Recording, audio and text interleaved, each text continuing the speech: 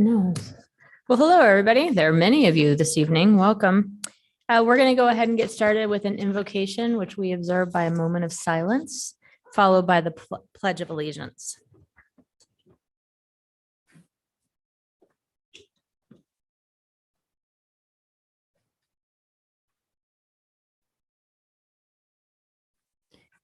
Pledge allegiance to the flag of the United States of America and to the republic for which it stands, one nation, under God, indivisible, with liberty and justice for all.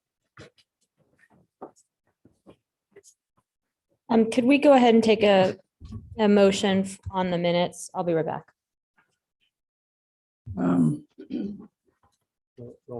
Yeah, thank you. All right. Clerk, will you please call the roll? Agent. Here. Clegg. Here. Halliburton. Here. Sanchez. Here. Willits. Here. Woodings. Here. All present. Thank you. We have a request for approval of the city council minutes of October 25th. Madam Mayor, I move that we approve the city council minutes from the strategic planning session and regular day meeting of October 25th, 2022. Second.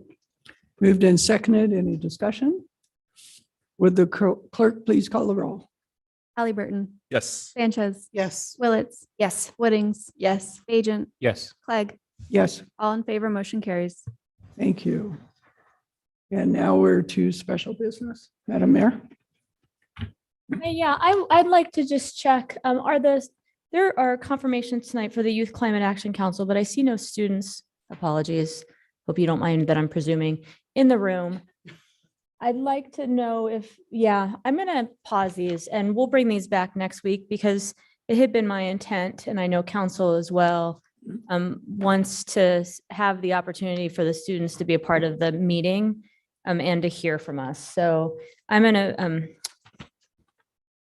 ask that these be, what do we have to do since they So, probably Madam been Mayor, noticed? I move that we defer the special business of the confirmation of the Youth Climate Action Council To the 15th. to a date certain of November 8th. Nope, that's election day, November Oh. 15th. No, sorry, November 15th. Second. We have a motion, and a second, all in favor? Aye. Aye. Opposed? All right, and then I'll ask that staff inform the Youth Climate Action Council members that that'll be on the agenda, so then it's their choice. All right, with that, we'll move into interim budget changes. Eric, welcome.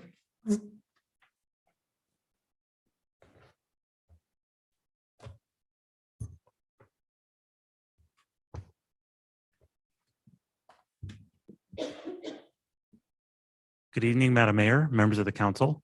Today we have two interim budget changes for your consideration, both related to the Micron expansion project. Both were discussed at last week's strategic planning session. The first item is a $15 million appropriation increase to support the planning, design, and project development work related to the new recycled water facility. The funding for that would be supported by Micron, 50% level at $7.5 million, and the Water Renewal Fund at $7.5 million.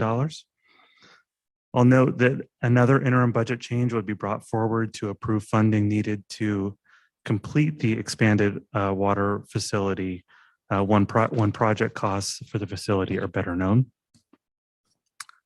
The second item is to add 13 positions across 3 different departments. In the Public Works Department, Planning and Development Services, as well as legal departments. Public Works would see the addition of 9 positions to support the development of the water renewal facility. The Planning and Development Services Department would see 2 new positions, a plans examiner and a building inspector to support various aspects of the Micron expansion.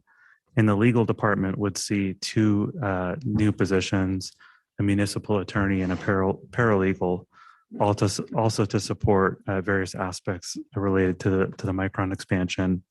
I'll note that for both legal and for planning and development services, the need to maintain these positions in the future, post the implementation of this project, would be evaluated in future budget development cycles. With that, I'd be happy to stand for any questions. No Madam question? Mayor? Yes. So Eric, I noticed in the materials that there was a line that said that the city and Micron were currently working to develop a funding agreement to try to reimburse some of these costs. Do we have a timeline for that? Councilmember Willetts, thank you for that question. I think that's still under development. The expectation it would be in the forthcoming months. Well, and just to clarify too, and Steve might be able to say something more if I get this wrong. The agreements that we are looking at with them are the permitting fees, the various things like that. So they won't be tied to just straight up reimbursement of the people that we're bringing on to do this work.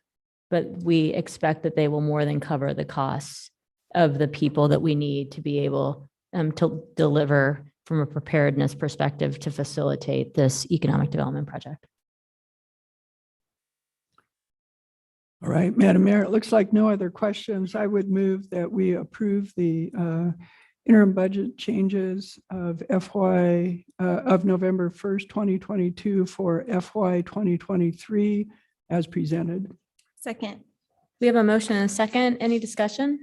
Madam Mayor, Yes. I just was going to note on the second item there that those positions, yes, they're for this project, but they're also to make sure that we can maintain all of the other projects that we're doing in the city. And we want to make sure that as this project comes on board, it doesn't have a negative impact to anything else. So I think it's so crucial that we do this. And that's one of the main reasons that I want to make sure that I'm supporting it, is not only for this project, but all the other stuff that we do.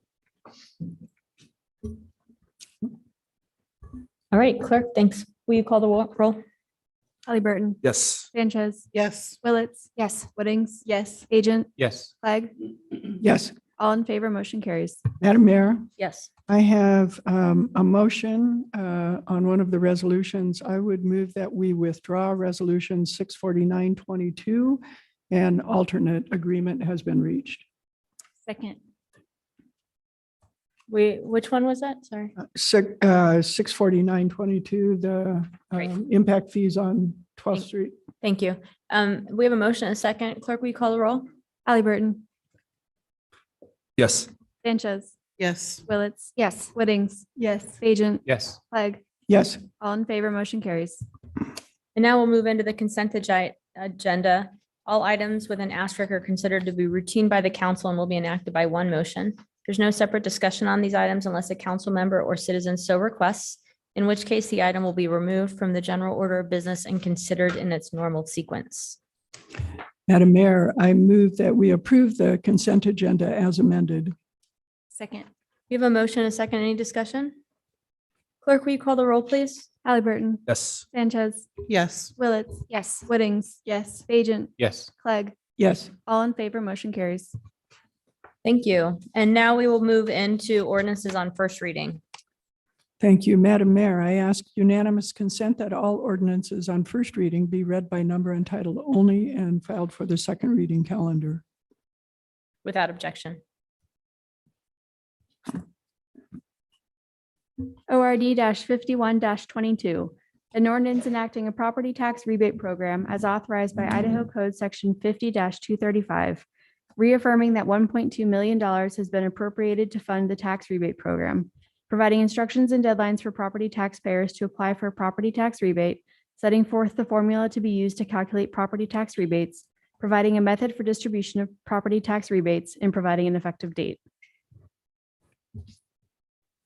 Thank you. And now we will move on to third reading. Thank you, Madam Mayor. I move that further reading of ORD 5022 be dispensed with and the record reflect that it has been read for the third time in full.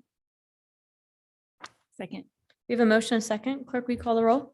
Halliburton, Yes. Sanchez, Yes. Willetts, Yes. Woodings, Yes. Agent, Yes. Clegg, Yes, all in favor, motion carries. ORD 50-22, an ordinance amending Boise City Code Title 10, Chapter 4, entitled Solid Waste Services to govern commercial organic waste collection services in the city, setting forth registration requirements for commercial organic waste service providers and exemptions, setting forth standards and operation requirement for all registered commercial waste service providers, providing for the enforcement of standards and requirements of commercial organic waste service providers in violation of this chapter's provisions, amending the language in several sections and subsections to be consistent with the added commercial organic waste service provisions, amending Section 1, subsection 6 to add new defined terms and update existing definitions, amending Section 2, subsection 6 to provide maximum service distances for carryout and premium carryout services, striking and moving the assumption of risk subsection from Section 3, subsection 6 to newly added Section 3, subsection 7, adding a new Section 3, subsection 6 entitled Commercial Organic Waste Service, amending this chapter overall to provide general cleanup such as consistency in terms of use and use of terms, brevity, and improved grammar and clarity, approving a summary of the ordinance and providing an effective date. Thank you. And now we have one ordinance on first, second, third. Thank you, Madam Mayor. I move that all rules of the council interfering with the immediate consideration of ORD 5222 be suspended, that the portions of Idaho Code 5902 requiring an ordinance to be read on 3 different days, twice by title and once in full, be dispensed with, and that the records show that it has been read for the 3rd time in full. Second. We have a motion and a second. Clerk, will you call the roll? We didn't approve the previous one, Oh, did we? not. Excuse me. Oh. All right. Well, we have that motion on the table. Let's go ahead and do that. Halliburton, Yes. Sanchez, Yes. Willetts, Yes. Whittings. Yes. Agent, Yes. Clegg, Yes. all in favor, motion carries. Madam Mayor, Mhm. before the reading, I would move that we approve ORD 5022, which was read previously. We have a motion and a second. Clerk, will you call the roll? Halliburton, Yes. Sanchez, Yes. Willetts, Yes. Whittings, Yes. Agent, Yes. Clegg, Yes. all in favor, motion carries. ORD 52-22, an ordinance CAR 20-00007 for property located at 200 North 4th Street, amending zoning classifications of the city of Boise City to change the classification of real property, particularly described in Section 1 of this ordinance and adjacent rights of way from R-ODD to C-5DD/DA, setting forth a reasoned statement in support of the zone change, providing for a waiver of the reading rules, and providing an effective date. Madam Mayor, I move that ORD 5222 be approved. Second. There's a motion and a second. Clerk, will you call the roll? Is there any discussion? Madam Mayor, Yes.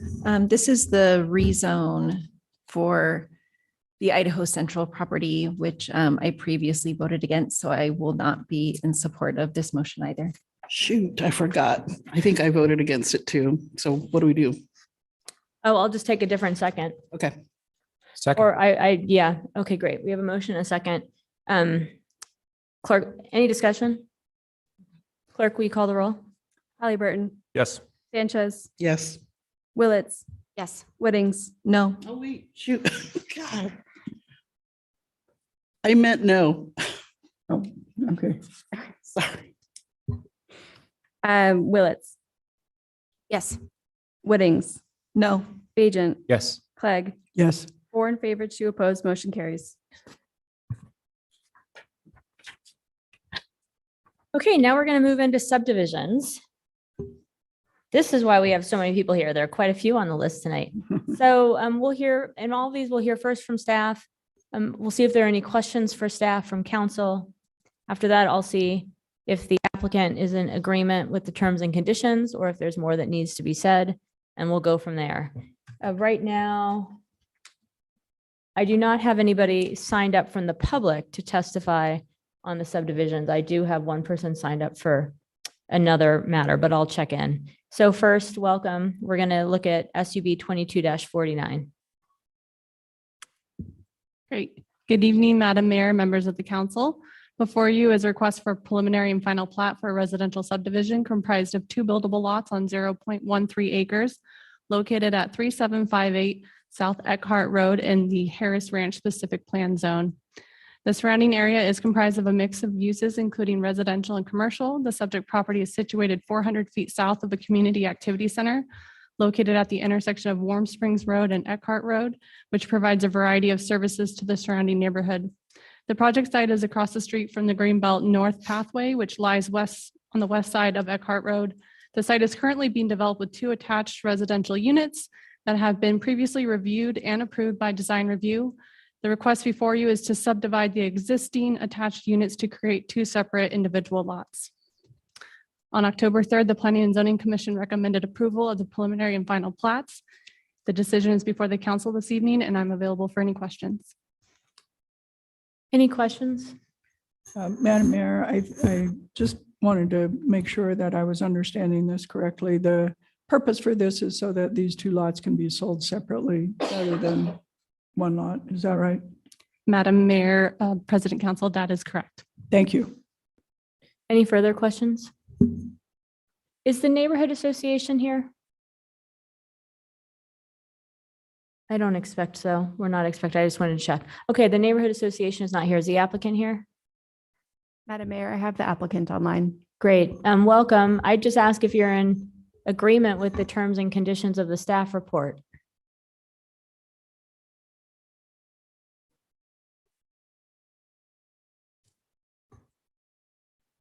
Hello, we can't hear you if you're talking.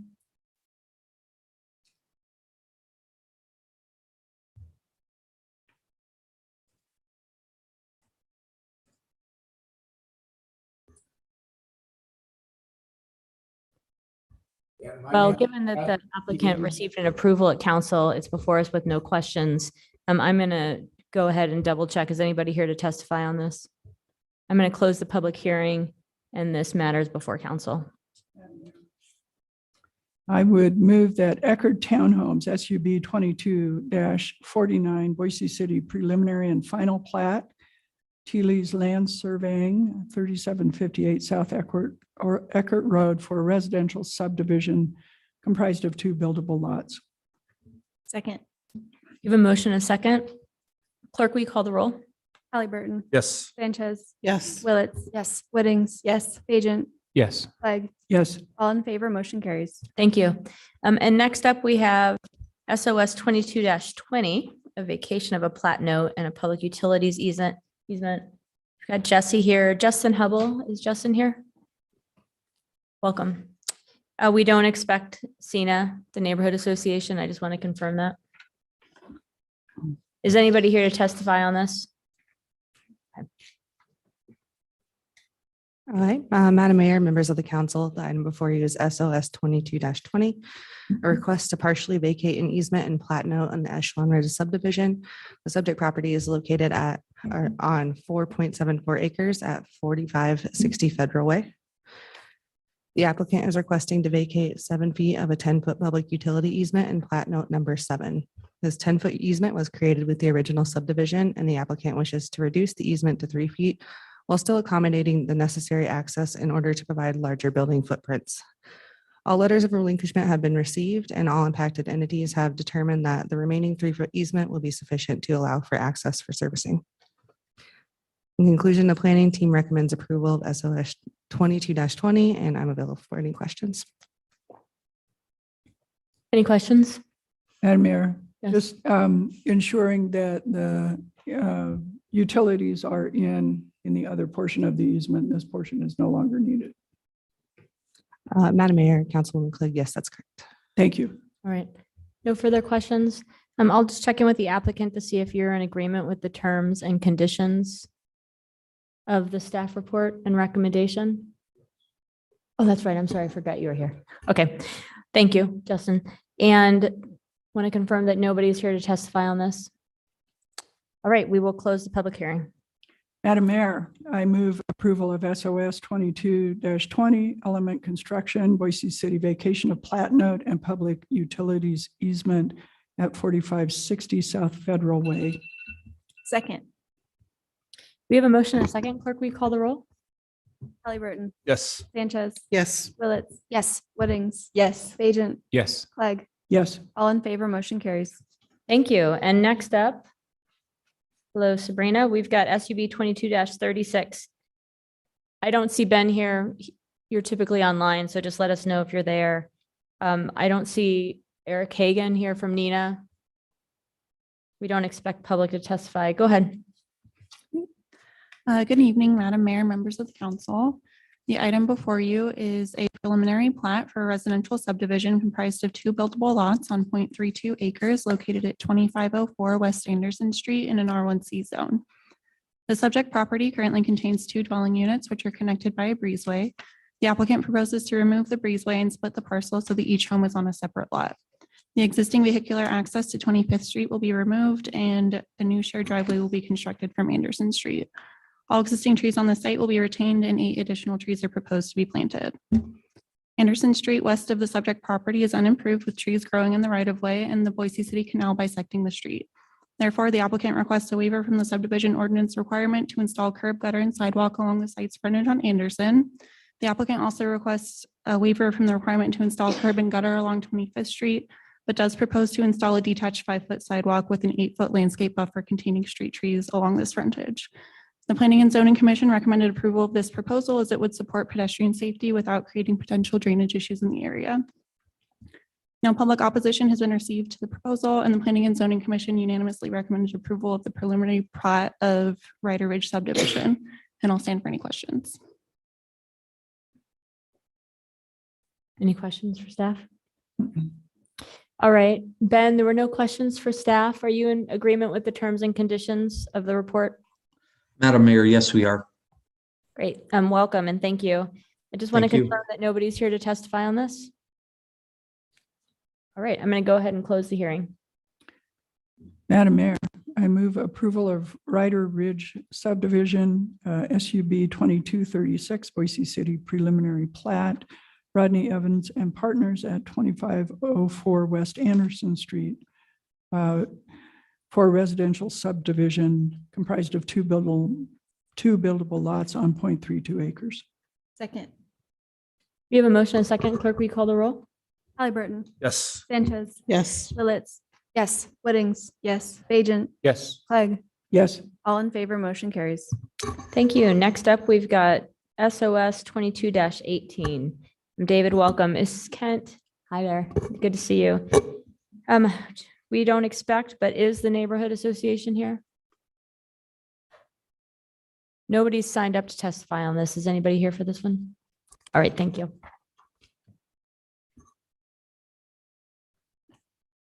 Madam Mayor, members of the council.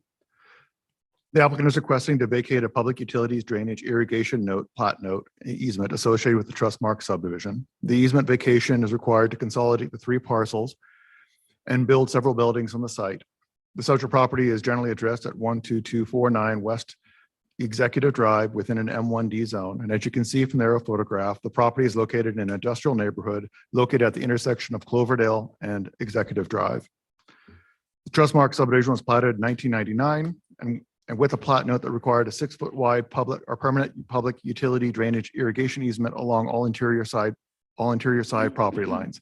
This easement and the plat note are shown on this diagram here, and it's plat note number 11. The applicant provided all the letters of relinquishment from the utility company servicing the area, and as such, in conclusion, the planning team recommends approval of the plat note vacation. Thank you.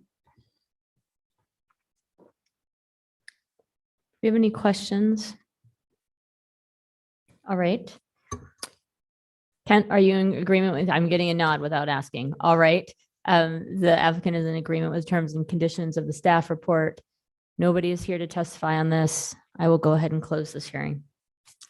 Madam Mayor, I move approval of the Trustmark subdivision SOS 22-18 Boise City vacation of plat note, Kent Brown Planning at 12240 West Executive Drive, vacate a 6-foot permanent public utilities drainage and irrigation easement. Second. We have a motion and a second. Clerk, will you call the roll? Halliburton. Yes. Sanchez. Yes. Willetts. Yes. Whittings. Yes. Bajent. Yes. Clegg. Yes. All in favor, motion carries. Thank you. And you're just staying up here. All right, we're going to move into CAR 21-35. So we've got staff. Is the applicant Thomas Wall here? Hello, welcome. We don't expect, but is the Neighborhood Association Collister here? And I don't have anybody signed up. Is anybody here to testify on this one? All right, we'll go ahead and get started.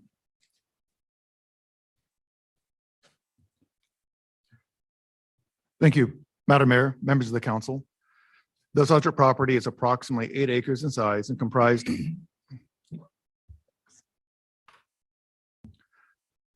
of 2 parcels.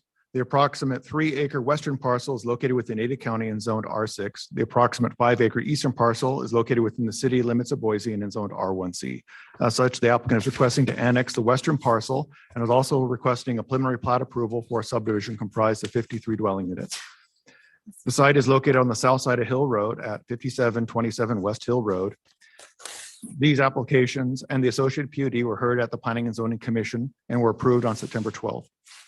As you can see from the aerial photograph, the surrounding neighborhood is primarily comprised of detached single-family homes and open space, and the Farmers Union irrigation lateral extends along the south property line. As seen on this slide, the requested R1B zoning is compatible with the comprehensive plan as it is designated, as it designates the site as large lot on the land use map within which the R1B zone is allowed. The proposed R1B zone is most compatible with the adjacent properties as it will allow for detached single-family development, which is consistent with what is anticipated to develop in the area. Other agencies have commented on the application and had no objections to the annexation. Therefore, the Planning and Zoning Commission supported the annexation with an R1B zone.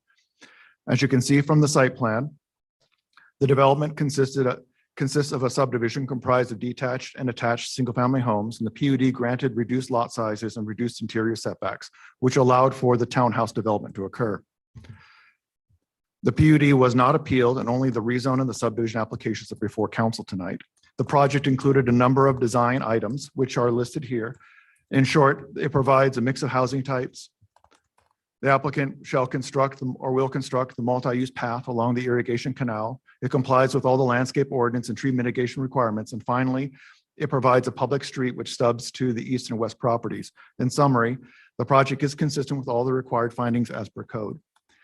This elevation or perspective kind of shows what the project would look like when built out.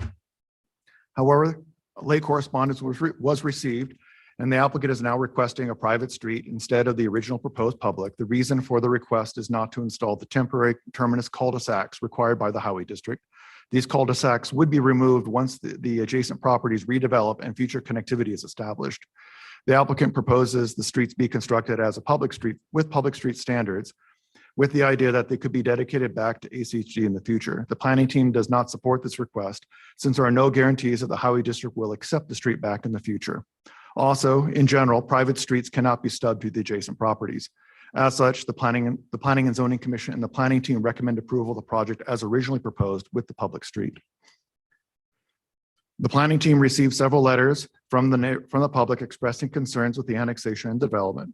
The concerns expressed for the annexation involved the fire department's response times.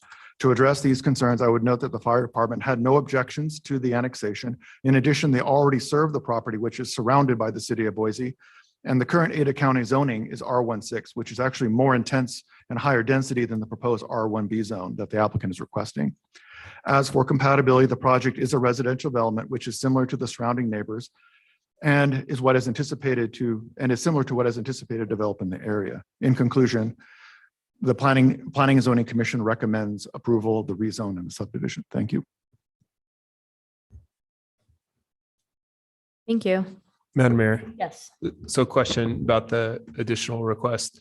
So just to make sure that I'm understanding correctly, the way that it's approved now would have to have a cul-de-sac on both ends so that there would be the ability for people to turn around. Looking at the map, it seems like on one side, maybe it could be stubbed to continue to go on, but on the other side, maybe it couldn't. If we deny that request, we would be saying that we would be putting the cul-de-sacs on both ends. Am I getting that correct? Madam Mayor, Council Member Holly Burton, the cul-de-sacs are required by the highway district to provide the turnaround and also to provide fire department turnaround at the end of the public street. If it was a private street, then they would not be required to have the cul-de-sac, because in theory, they could use at that point the service drive for the turnaround. But ACHD policy doesn't allow that for a public street. So they require these temporary cul-de-sacs. Gotcha. Madam Mayor. Yes. So a couple of questions. One is a follow-up to that one. This is a preliminary plat. It seems like there's an opportunity to have a discussion with ACHD about whether or not the service drives would be acceptable turnarounds for the end of these, and see if some agreement could be reached, even if we approve it as is tonight. Is that correct? Madam Mayor, Council President Clegg, that is correct. We could continue conversation with the ACHD on this. I believe the applicant could follow up. He's had some conversation with them already trying to on this very issue, but that discussion could continue on until the final plat. Okay, thank you. Second question, the lots along Hill Road, turn their back on Hill Road. I understand that's ACHD policy on that kind of a roadway. My concern is that there will be a vinyl fence along that will be incompatible with the rest of the neighborhood in terms of the kind of fencing and the kinds of things we see in that fencing. That was certainly a big deal when we were considering the prominent subdivision. Is there any discussion about fencing when I know that the PUD isn't before us, but I just was wondering if there was any discussion about the fencing. Madam Mayor, Council President Clegg, in the PUD, we did talk about fencing, although in the subdivision standards required a 30-foot landscape buffer along the Hill Road. So given the landscape buffer, the Planning and Zoning Commission didn't discuss or had too much concerns with a 6-foot fence along there, given the fact that it would already be set back to 30 feet and have a 5-foot detached sidewalk, 8-foot landscape buffer in addition. So those backyards are already set back a fair distance from. So to be clear, I'm not concerned that it's a 6-foot fence. I'm concerned about the kind of material that's used on it. Madam Mayor, members of the council, the type of material was not discussed. The applicant may be able to follow up on that. Thank you.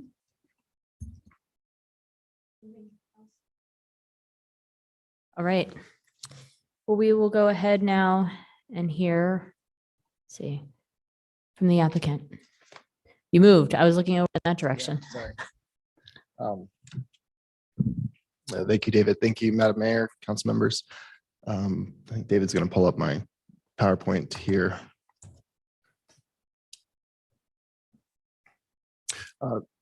Councilmember Clegg, to answer your question about the fence, the neighboring subdivision does have a vinyl fence. We do not intend to put a vinyl fence. I prefer wood. So there's a 30-foot landscape buffer, which is a larger landscape buffer than our neighboring subdivision, Belmar Estates. So as David mentioned, we actually are set back further. That's a newer requirement than what they were subject to when they developed that subdivision. So hopefully that answers your question. Oh, there it is. Okay. So I'll skip over our subdivision in general and just go straight to this public-private street request that David already brought to your attention. That's really what we're here about. I think we've done a great job communicating with the planning and zoning team and have accommodated a lot of the requests, such as the master pathways plan. We have a pathway for future connectivity along the entire southern frontage of our property. We've also dedicated 25 feet to Farmers Union Canal for maintenance. We also have a 30-foot landscape buffer at the front of our property. So we've accommodated quite a handful of frontage requirements, both at the southern edge as well as the northern edge of our property. But with that, our development has pushed towards higher density housing because we have a lot of common area. With that higher density housing, we have developed this street design. The street in red has been designed as a public road per City of Boise requirements, and it's currently a 33-foot wide street per ACHD request for a local street here. So it accommodates the ACHD standards for a public street. We won't get too much into the blue private street here because the request here really is just to discuss this east-west road in red. So we're asking that council members consider allowing the use of a private street here. in accordance with ACHD's recommendation. ACHD has recommended that all internal roads at this subdivision be private. We have accommodated the Boise City request for future connectivity to make the east-west road a 33-foot wide public road to accommodate future connectivity as well. But essentially, there's kind of one reason for this these differing recommendations, and that really has to do with whether or not this is going to connect. So on the one hand, ACHD specifically in their recommendation does not believe connectivity will occur. Boise City would like to rightfully plan for the future, as would we. So we're actually trying to find a way to accommodate both scenarios, whether connectivity occurs or whether connectivity does not occur. And that's tough to do, but we think we've come up with a solution.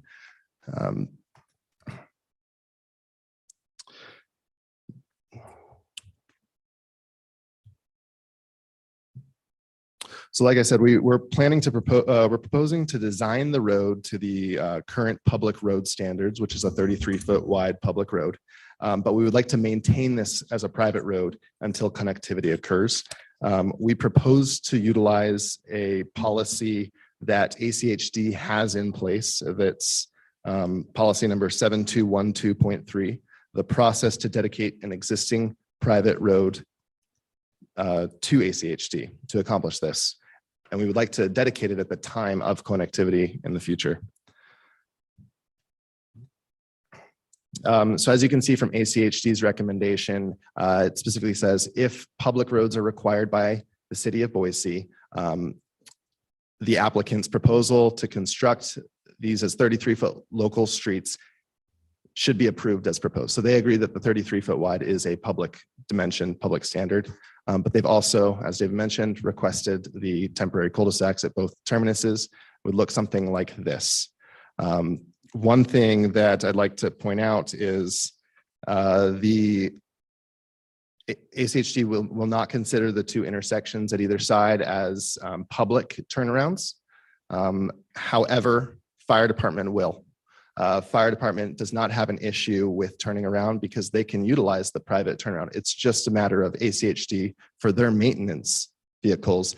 They do not want to consider a private road as usable for their turnaround.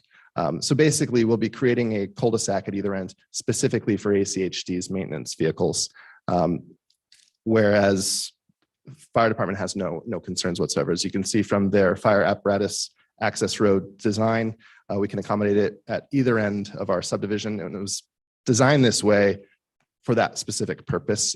We did not anticipate ACHD saying that the private road is not usable for them. And so here's another diagram of what that sea of asphalt, I call it, at either end of our project will look like. Specifically, in ACHD's technical requirements, they say that in the instance where a temporary easement extends onto a buildable lot, the entire lot shall be encumbered by the easement and identified on the plat as non-buildable until the street is extended. So by going public now, and in the case that this continuation never occurs, 5 of the buildable lots will never be built upon. We will have this cul-de-sac turnaround, and we could have had a private road that if continuation does not occur, perfectly acceptable for this standard. What we're proposing is that we utilize the policy that they already have in place to dedicate it in the future. By designing it to their current standards, having them inspect it. All the standard steps that you go about when you do a public road, have them inspect, review the design out there during the construction process, and they will do that. But we need to accommodate it as a private road today so that essentially this is what our project will look like instead of this. And really what it comes down to is what we feel is waste of space, waste of resources, potential disturbance to all the homeowners in the future. When we could dedicate it as a private street, build it to all the current standards, go through their process, and it'll just take some paperwork when connectivity does occur, as opposed to taking out an entire cul-de-sac, and rebuilding what we're intending to build today. So that's essentially what we're asking. It's more about aesthetics, less disturbance, less waste, having more buildable lots, providing a better project to our community. And here's in the policy manual, the process that it takes. In the application, what it specifically asks is you must show public benefit. In the report, they say, and ACHD says, no connectivity means no public benefit. So connectivity is how we will show the public benefit. And that's how we will utilize this policy going forward to dedicate it as a public road, to transition from private to public in the future. We need to verify that the road was designed and constructed to current public standards. We're already designing it to their standards, as they've mentioned in their report. We'll have them out to do inspections and on site doing all the standard procedures that you would if you were to build a public street. We just are hoping to not have to put this cul-de-sac in at either end. And we will pay for all of the inspection costs and design review today. We can handle that today, all of that up front. So things I would like you to consider: the cul-de-sac turnaround is not a life safety measure. Fire department can accommodate turning around using our private stub streets at either end. The HOA already is responsible for private streets in this subdivision. Half of the project is already private. So we're just asking for the top half, the east-west road, to be private as well, temporarily. We will complete all the approvals and inspections of the design standards today. And ACHD has this policy in place already. They've specifically called out in their policy manual. An example of it is at Morning Dove Lane. It's private now. It was inspected, designed to ACHD standards, and they've been through that process, but it's still private until the time that it needs to be public in the future. And then most importantly, I just think that none of this is, the site work that we would do now is wasteful. None of it's temporary. We can design a complete project and we can provide more housing today. So thank you. Madam Mayor. Yes. So question for you. It looks like if you're looking to the east, there's plenty of room for a potential future development where a substreet would make sense. Going to the west, I mean, I can look at the map, but I can't look at it really well. Does it look like there is potential for development where that street might continue in the future, or does that really look like the end of the line? It depends how you look at it. The lot itself connects across the canal to the Pierce Park Greens golf course. So it's technically one conjoined lot all the way across. So I imagine if Pierce Park Greens develops, that will be contemplated at that time. However, I mentioned at the beginning of my discussion, we gave up 12 feet of ACHD right of way at the front of the frontage of our property, as well as 30 foot of landscape buffer at the top of our property, and then 25 feet for Farmers Union Canal at the south end of our project, and then 15 feet for the pathway as well. When you start shrinking it down, it becomes less and less developable. So the answer really is, I don't know, because if they have to accommodate all of those things, that property doesn't have as much developable possibility. Fair enough. Yeah. Gotcha. Now to the east side, there's a flag lot with a very nice home. And then to the north, there's another home as well. And if that were to develop, you would really need to combine the two together. Sure. Cool. Thank you. Madam Mayor, Yes. couple of questions. So, yes, I understand that ACHD is saying one thing, we're saying the other. I certainly don't want to see you have to build the cul-de-sacs. It doesn't make any sense to me whatsoever. But I also am concerned because we've had these before where you build this as a private road to public standards. The HOA does not collect enough money over time to actually maintain that road to public standards. And at the time that you might reach a time when ACHD would take it, it hasn't been chip sealed, it hasn't been taken care of, and either they won't take it or the HOA has to come up with a lot of money to do that. So having said that, it's certainly my preference that this remains public and we continue to work with ACHD and see if there's a solution, recognizing that we could always come back at a final plat and move it to private at that point if a solution can't be reached. Okay. I guess that would be my preference. I'm sure it probably isn't yours. Can you live with something like that? You know, we can accommodate these cul-de-sacs. I think that's been shown on our diagram. Oh, I don't want you Yeah. to, I don't want you to have to Yeah. do the cul-de-sacs. Okay. I'm saying work with HHD to get rid of the cul-de-sacs and keep it a public road. If we can't reach an agreement with them, then at final plat, we could make the decision.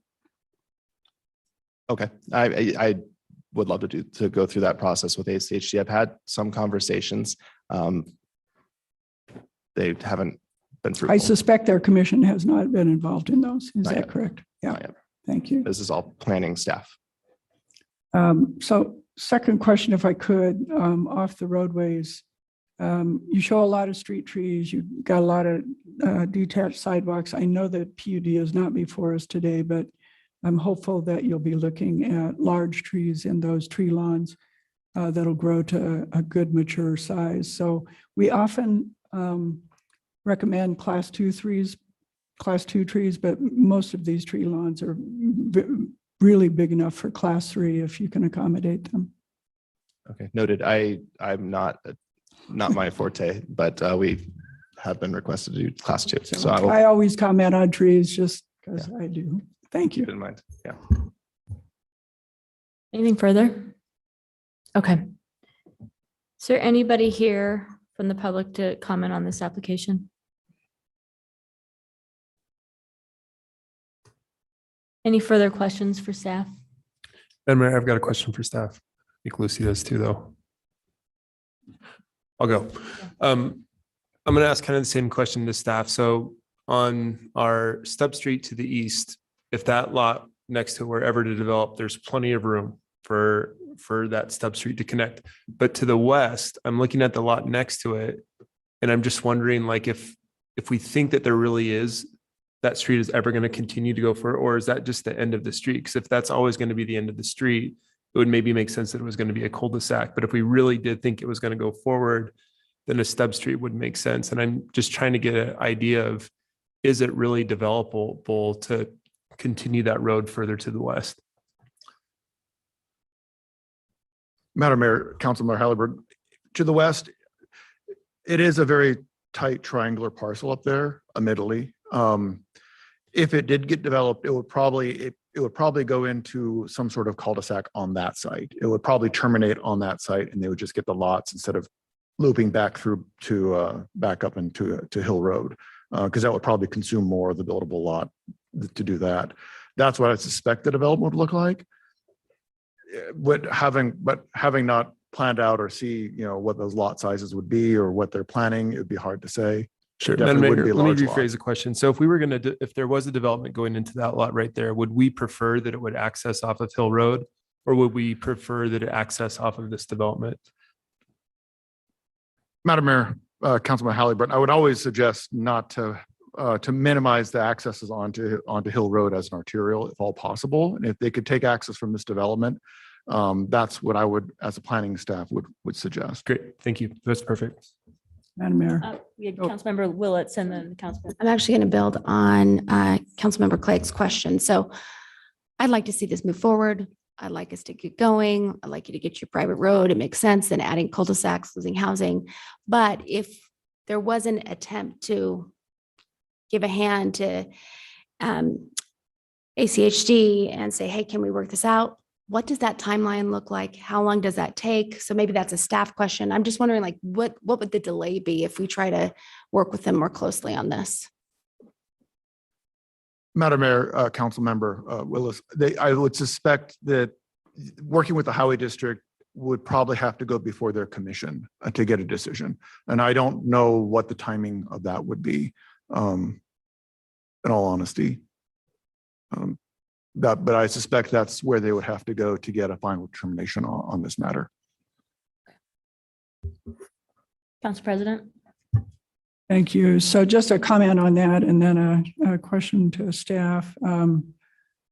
It's often a fair amount of time between preliminary and final plat. So I suppose it could delay it some. I won't say it wouldn't, but that certainly wouldn't be my intent. My intent would be that it gets really messy to have these public roads hanging out there that are private now and might be public later. I've just my experience, I've seen it come back to us and really bite us. So seems worth the time. David, question for you. I know you said it's always our desire not to connect to a road like Hill Road, but that's really frankly counter to our connectivity policy and counter to a lot of other policies that we put in place to ensure that roadways were not just car-centric, but also had good access and good route choice for both pedestrians and cars that minimize travel overall. So I understand what you're saying, but this would be well over 300 feet before you'd make another connection anyway. And that's certainly within our policy of connecting back. So it could be either way, I guess is what I'm trying to say. Is that correct? Madam Mayor, Council President Clegg, that is correct. The distancing there could support what you're and promote the connectivity that we're looking for. And then the second question about that, if that were never to come to pass and we were able to, and ACHD was agreeable to accepting this as a public road without the cul-de-sac, could it be designed instead with a Snoopy turnaround at that end so that we wouldn't end up with, I think what Councilmember Halliburton's concern is that we end up with a stub road that isn't very serviceable in terms of being able to maintain it and those kinds of things. Madam Mayor, Council President Clay, I suppose a Snoopy or some other turnaround could work there. I don't know how that would impact the lots he has planned, but that's definitely a design option. Okay, thank you. Anything further? Is there anything additional you'd like to add? No, I think I'm okay. Thank you. Good. All right. I'm going to close the public hearing. Madam Mayor, I'm going to take a shot at this and hopefully get support. First of all, we need to move to approve CAR 21-35, an annexation of approximately 3 acres with an R1B designation at 5727 Hill. Second. We have a motion and second discussion. I think the annexation makes perfect sense with this designation. It is allowed, the PUD is allowed under this designation. It certainly meets with what's in the comprehensive plan. All right. Any discussion beyond that? All right. Clerk, will you call the roll? Halliburton, Yes. Sanchez, Yes. Willetts, Yes. Weddings, Yes. Bajent, Yes. Clegg, Yes. all in favor, motion carries. Madam Mayor, I move approval of Bend subdivision, Boise City preliminary plat, SUB 21-53 at 5727 Hill Road, comprised of 53 buildable and 9 common lots within an R1C and R1B zone, with recognition that we are approving a preliminary plat with a public road and a request to ACHD to see if we can find a solution on eliminating the temporary cul-de-sacs, and if not, would fully expect this to come back at final plat as a private street. Second. We have a motion and second. Madam Mayor, so a couple of things. First of all, in all the discussion about roads, I think we've missed the point that this is really a nice addition to this part of town. It's good relative density with a single-family product. It has a section of our pathway system along the canal bank, which is going to be a great addition to the region. Has really good design in terms of the detached sidewalks and the open space on a long Hill Road that maintains the look and feel of Hill Road, especially with a wooden fence. I'm hopeful that the private versus public road can be worked out so that this, what I consider to be quite a nice subdivision, can go forward. Madam Mayor, a question for the maker. So just to make sure that I'm understanding, we're making a motion to approve this as a public street. We're asking ACHD, we would like to see this not have the cul-de-sacs on the end. And let's say that ACHD says, no, you got to put the cul-de-sacs in there. Then in your motion, you're saying we're okay with making it a private street at that point with no cul-de-sacs. That's what I'm saying. Give it one more shot with maybe a little more discussion around what we're talking about than has probably happened to date at the staff level. Okay. Madam Mayor. Well, I'll support the motion, and I would support it if it included private streets as well. The silly thing about this is that the issue is that ACHD wants a place to turn around its vehicles, and there's a place to turn around its vehicles on the property. There's the other private road. And so if the issue is that it wants to turn its vehicles around on its property, maybe a solution is giving ACHD an easement to cross the private road, or giving it to the city of Boise, and then it's public in that sense. Like, there's other ways to work through it, but if you can't work through it, or you can't work through it, promptly, then I'll certainly be ready to vote to approve the private road version as well.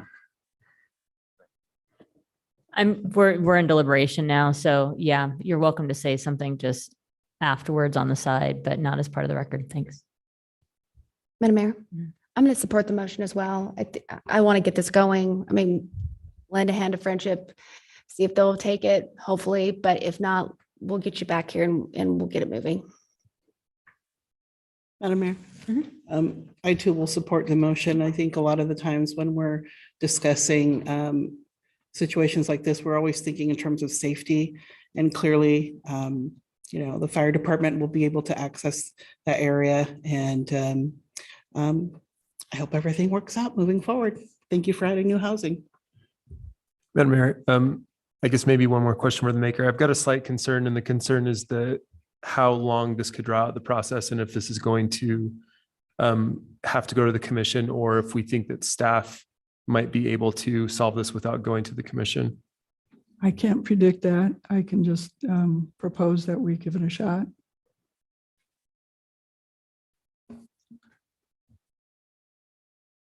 Madam Mayor, I guess the likely scenario is the gentleman gives it a shot and he makes a decision. This is taking too long.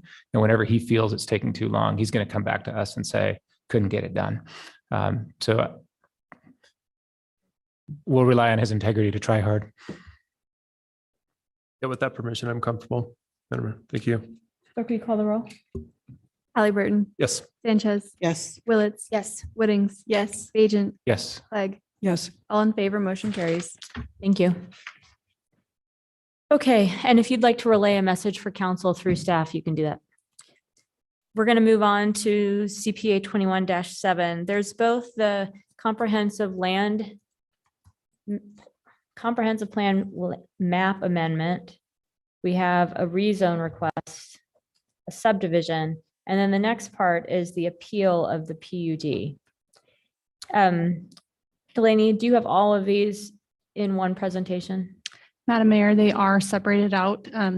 It was legal's direction that we have two separate motions and two separate kind of hearing items on these. All right, there was mixed messaging from the legal front on that. So for next time around, if we have something like this, let's just fully clarify it in advance, because I'm looking at this and it's 5 people that are here to testify on twice, when it's really all about the same project. So from like a common sense perspective, don't see this as making sense. So we'll go ahead with the first portion. Great. Thank you. And I'm going to ask, actually, before we do that, is the applicant / appellant here? Do you have two separate presentations? Just one. Neighborhood Association, do you have two separate presentations? Just one. All right, I'm actually going to do this differently. You are going to give two presentations all at once. Okay. And then, so as long as I'm getting nods from folks that, yes, this works, given that everybody else has one presentation, then we'll just follow in the order of an appeal with everything being said by staff on both topics to start with. Okay. And then for those of you that signed up to testify, either because you were parties of record or because you're here tonight, you'll come through and make testimony as well. Great. Great, thank you. Well, good evening, Madam Mayor, members of the council. We'll start with the request for the comprehensive plan amendment, rezone and subdivision. The subject property is approximately 10 acres and is comprised of two parcels located at 9474 and 9650 West State Street. The property is located at the intersection of North Duncan Lane and West State Street.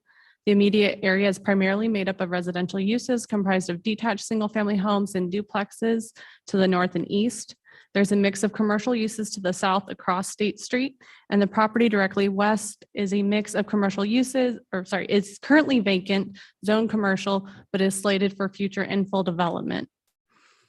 The project site is located within the Northwest Planning Area and is designated as an area of significant new development and redevelopment anticipated as identified in the areas of change and stability map. The project includes a request to amend the land use amendment from compact to high density in order to allow a zoning district that can support high density multifamily development. The project site is located along West State Street, which has been identified as a transit-oriented development corridor. The change to high density is consistent with guidance from both the comprehensive plan and multiple state street policy guidelines and documents, which emphasize higher density development along State Street, which would be supported by the proposed comprehensive plan amendment. The applicants do request to rezone the site from R1A single family residential to R3DDA multifamily residential with design review and development agreement.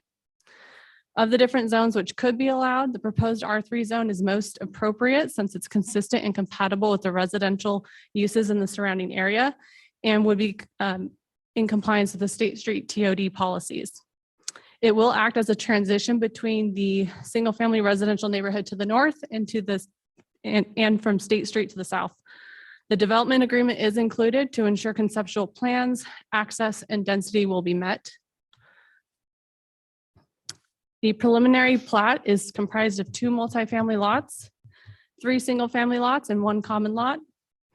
This project would reconfigure and improve connectivity in the area by realigning and constructing Ulmer Lane, a collector roadway, which would run through the center of the project site and terminate at a future signalized intersection at State Street. To integrate the east and west connectivity and pedestrian safety, the developer does propose to include pedestrian crossing with a flashing beacon across Ulmer Lane, identified in yellow on the plans on the screen. There would be a 5-foot wide detached sidewalk and landscape buffer along the proposed Ulmer Lane. And the applicant would also be providing a 12-foot wide multi-use pathway along State Street, which serves a larger pedestrian network from 28th Street to Horseshoe Bend along State Street. The development of the site does require removal of existing trees. On-site trees and mitigation for the removal includes 90 caliper inches, and the developer plans to mitigate by planting 140 caliper inches. Comments were received from both agencies, indicating support for the proposed project. ITD reviewed and approved the proposed traffic impact study and provided comments on traffic pattern and access. ACHD did hold a hearing on September 7th and approved the project, which required the applicant to enter into a cooperative development agreement with ACHD. And then just to bring to your attention, an updated comment letter was received today that outlined the timing and occupancy based on fire station number 13 being constructed and fully operational. And then also identifying emergency vehicle access on the northern side of the property to connect to Sloan Street extension. So the motion needed for these items would be a final decision, and the Planning and Zoning Commission did recommend approval. I'll go ahead and transition into that appeal.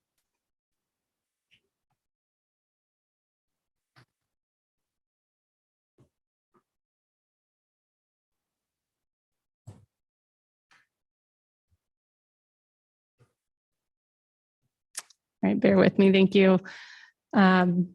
So associated with those entitlements I just went over, the Planning and Zoning Commission did hear on July 11th, 2022, a request for planned residential development comprised of 224 multifamily units, 3 single-family homes, and a request for a height exception to 55 feet. At that public hearing, testimony was given by the Northwest Neighborhood Association and adjacent neighbors in opposition to the proposed project.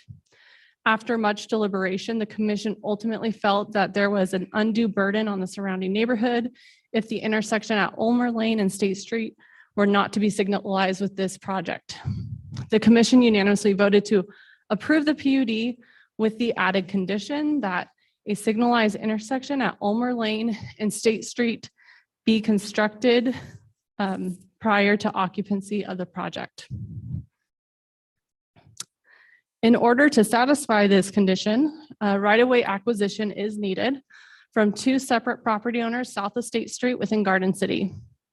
The applicant cannot guarantee the timing or availability of that needed land, and if they are unable to obtain that necessary right-of-way for the traffic signal, this project, including all additional public infrastructure improvements, providing increased connectivity and safety to the area, would be delayed to an unknown future date.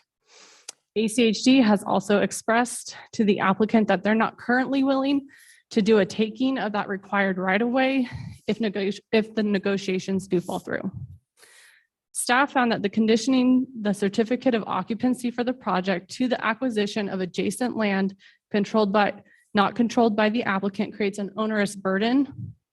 As the condition is currently written, if one of the neighbors declines to contribute the right-of-way to the intersection, this project would be indefinitely postponed.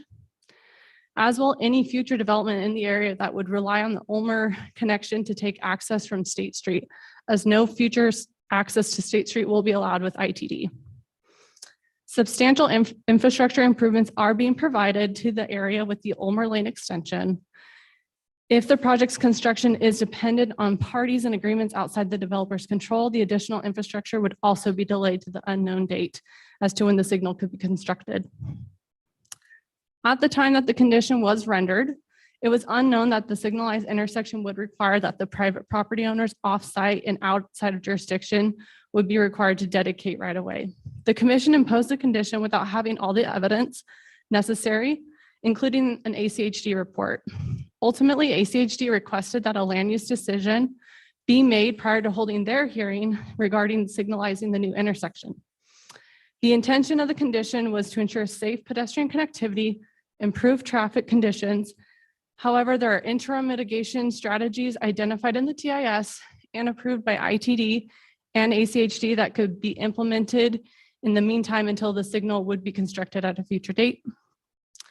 The planning team recommends council approve the appeal, modify or remove the condition of approval for the signalized intersection, and uphold the commission's decision to approve the PUD as the request meets the required findings.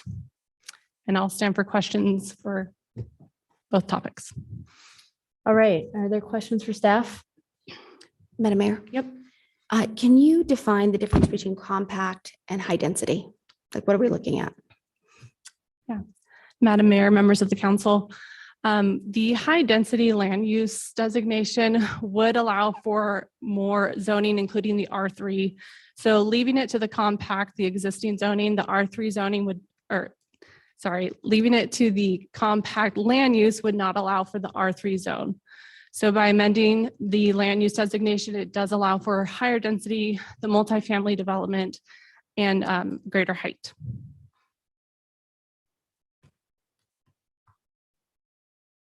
Further questions? Madam Mayor? Yep. A couple of questions. So the existing single-family homes along Sloan that will back onto this, as I look at the design, there will be a dog park and a club and clubhouse and pool. And all of those will be more the size and use of a single family home. Is that Madam Mayor, Council President Clegg, that is correct. okay? Building C on the east side, is close to the existing Duncan Lane. Can you tell me how close it is to the single-family homes across Duncan? Was that, I was trying to do measurements and I couldn't quite figure it out.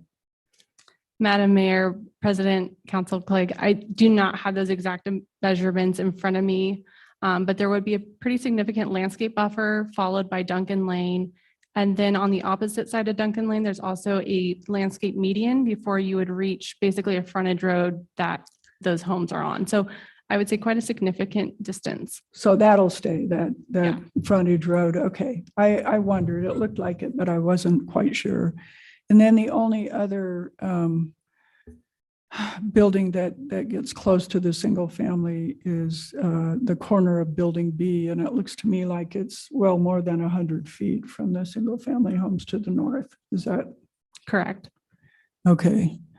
And then the last thing in terms of providing some buffer for those existing single family, I don't see a landscape plan here. Maybe that's to come, or maybe I don't know. I looked, I thought I looked, and I couldn't find it again as I looked.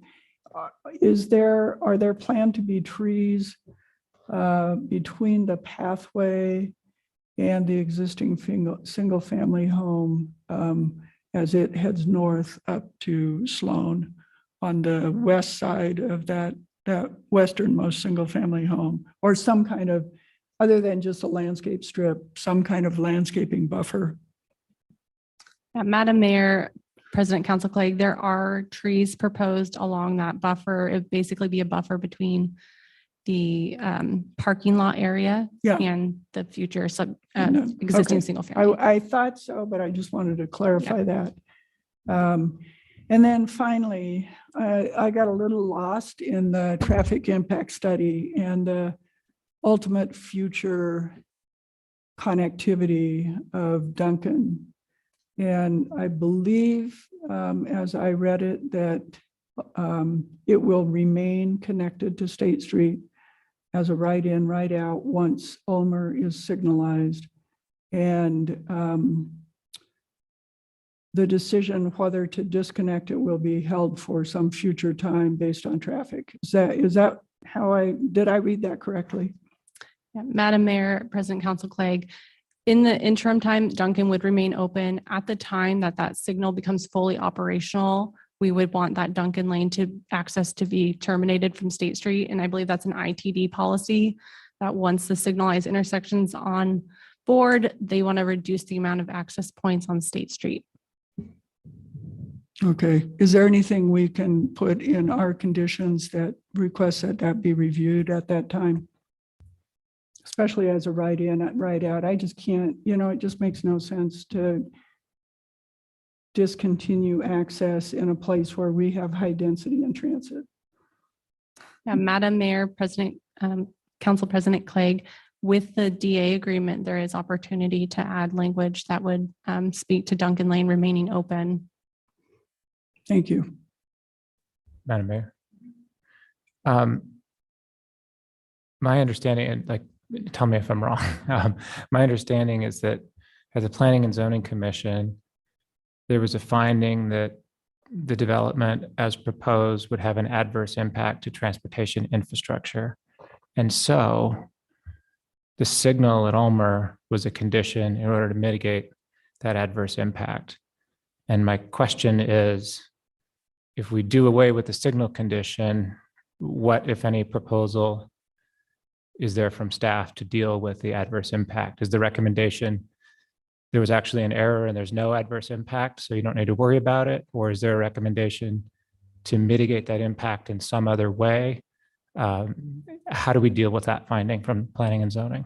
Yeah, Madam Mayor, council members, the TIS did provide interim mitigation that would basically have traffic patterns, and I'll pull that up, where we would have restricted traffic patterns that would be implemented in the meantime until a signal could be constructed. This proposed mitigation from the TIS was accepted by both ITD and ACHD as acceptable mitigation. So I would point to both those transportation agencies that they felt mitigation was met. However, this council is, you're welcome to add or change conditions that you would feel mitigate that finding. Awesome. Thank you.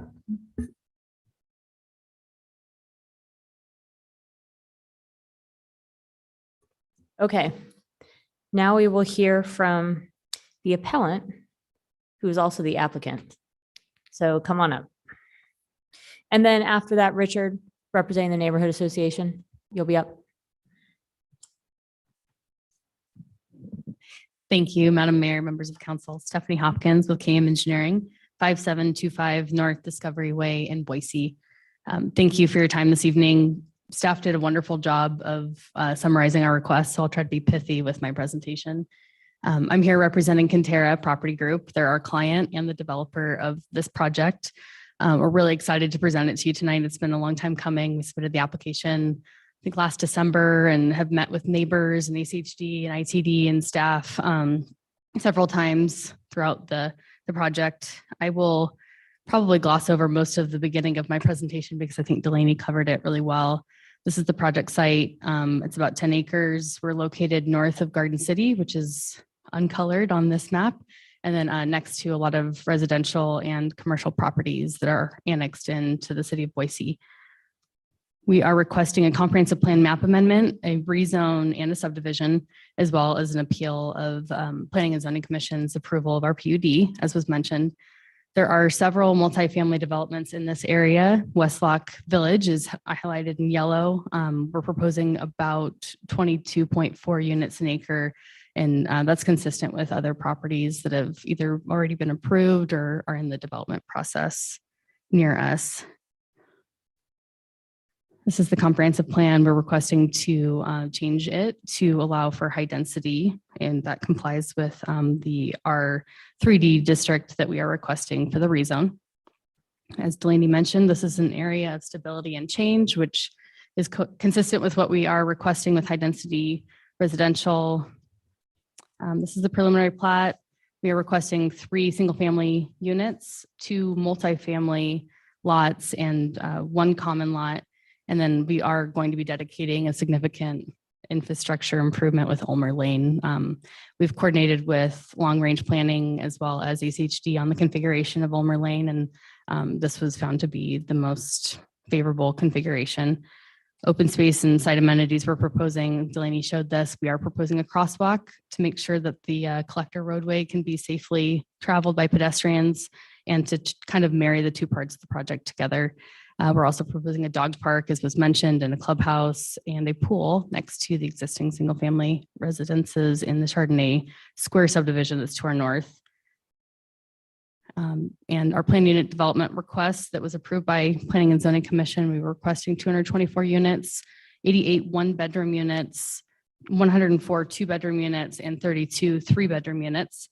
As part of that PUD, they did allow us to exceed the height allowed in the R3 district by about 5 feet for 4-story buildings, buildings A, B, D, and E, all highlighted in yellow, and then 3-story building for building C. To Councilwoman Clegg's comment, building C is about 100 feet away from the adjacent buildings. Building A is about 70 feet away.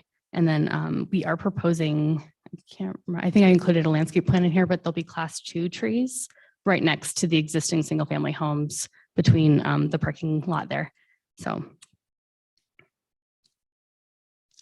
So this is the condition that we are requesting to modify. We have proposed a solution or some verbiage that could be modified for a new condition if you choose, or as was mentioned, we request that you either strike or modify the condition. So the approved condition requires a signalized intersection in Ulmer Lane and State Street to be required prior to occupancy. There are several reasons that we're requesting a modification to this, which I'll cover in just a little bit, but this is the verbiage that we would like to request that we include. Applicant shall be required to make any good faith efforts to obtain right of way from affiliated property owners and to design and install intersection at Ulmer/State Street. And if the applicant is unable to reach an agreement with those property owners on that right of way, that, or with ACHD on the design of that intersection or the funding of it, that the applicant shall construct the TIS recommended mitigations, which is that plan that Delaney just showed you. It includes the right in, right out on the Ulmer extension that we'll be constructing, and then Duncan Lane would remain as a full access point. So those are the temporary mitigations that we would propose to adopt if the light wasn't able to be constructed within the time frame that the condition requires currently.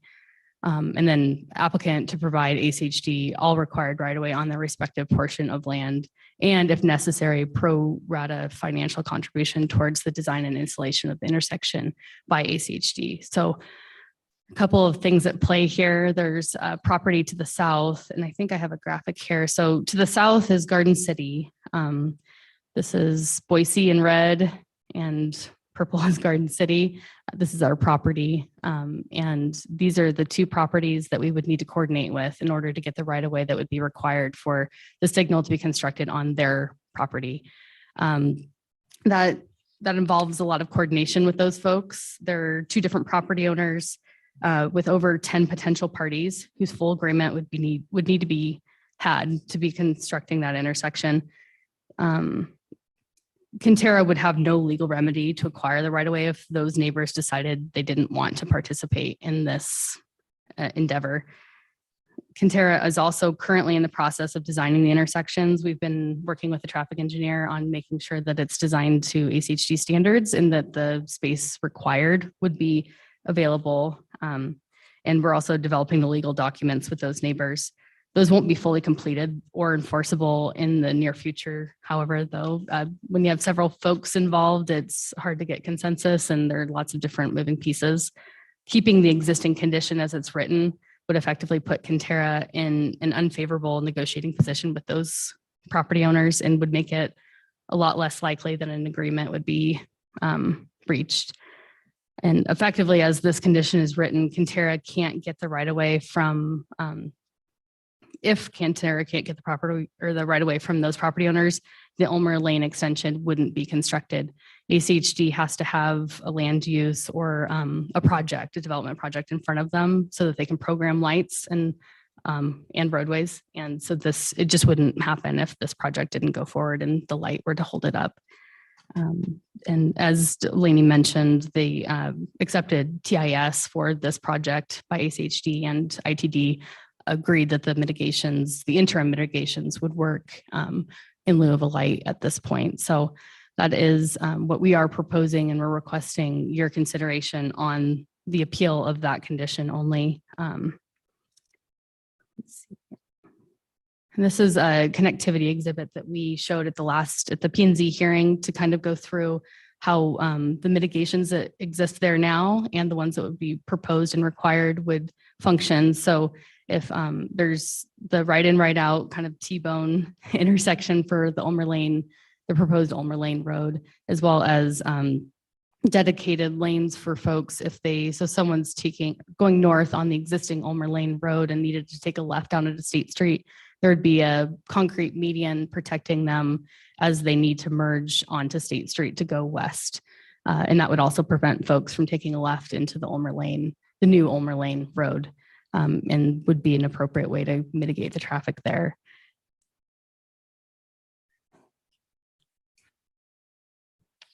So we believe that this mitigation and the condition that we are proposing, let me go back a little bit,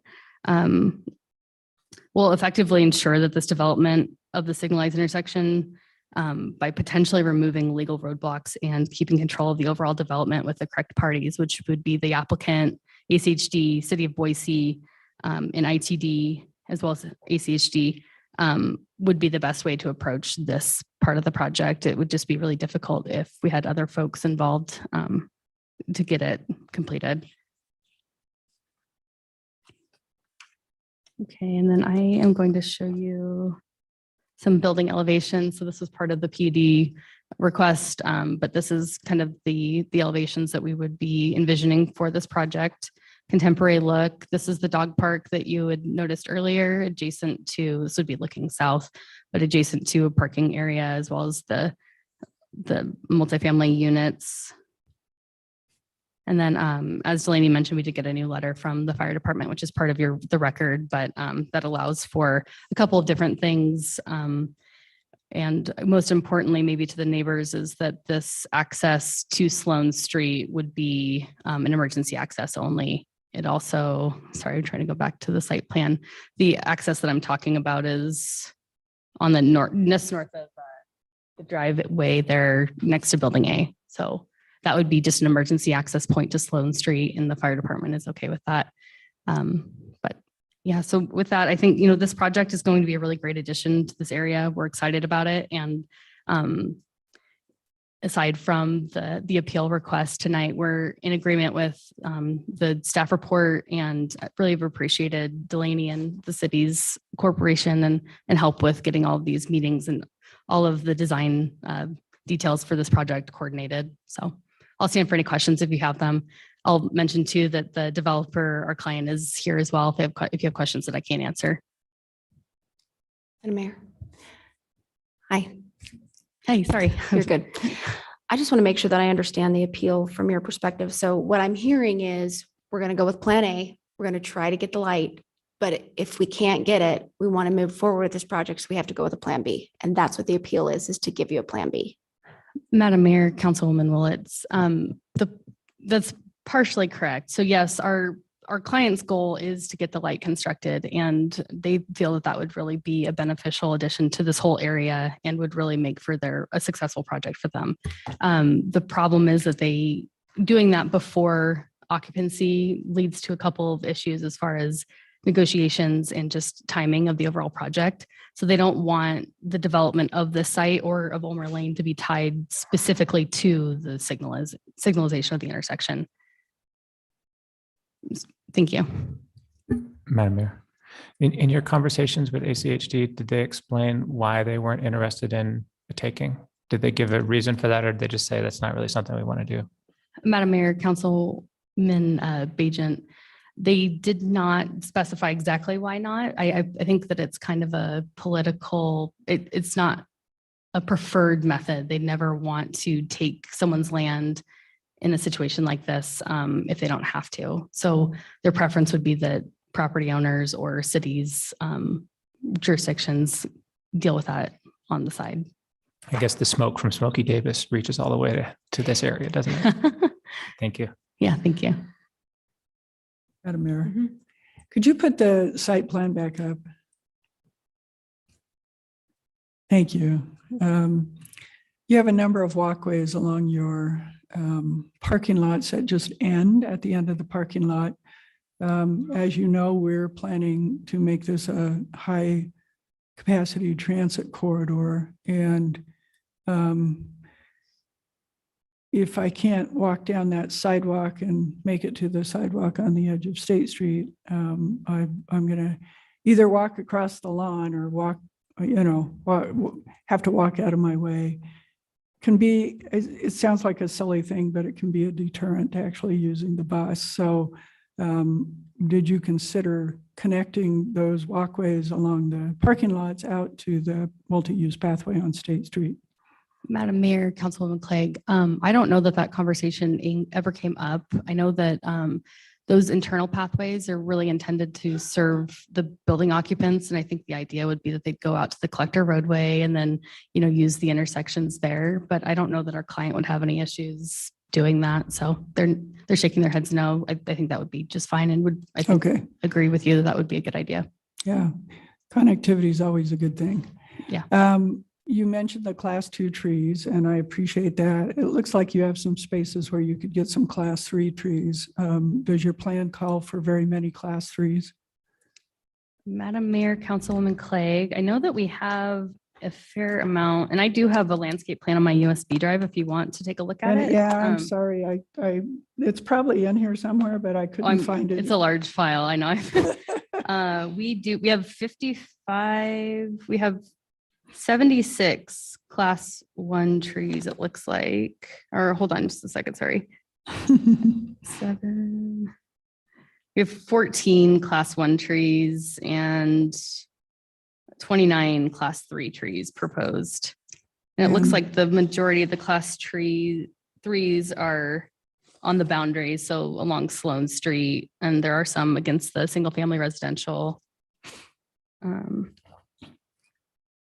I'll probably ask as it goes to design review and through the final plat for them to look for more sites for class threes. Okay. Okay. So then finally, the intersection at Ulmer and State Street. Certainly understand, not wanting to be held up by the public agencies who won't support you finding the right of way. On the other hand, if we take away that condition, it essentially puts less pressure on ACHD and ITD to help you find a solution. So I'm just, don't know if you have any response to that, but that's what I'm struggling with, I guess. Madam Mayor, Councilwoman Clegg, thanks for that comment. And in this situation, it wouldn't be ACHD holding us up as much because at the commission meeting we've actually had some really productive conversations with them. But at the commission meeting, they did find that a cooperative development agreement would be an appropriate way to address not only the funding of the light, but just all of the design and requirements that they would have.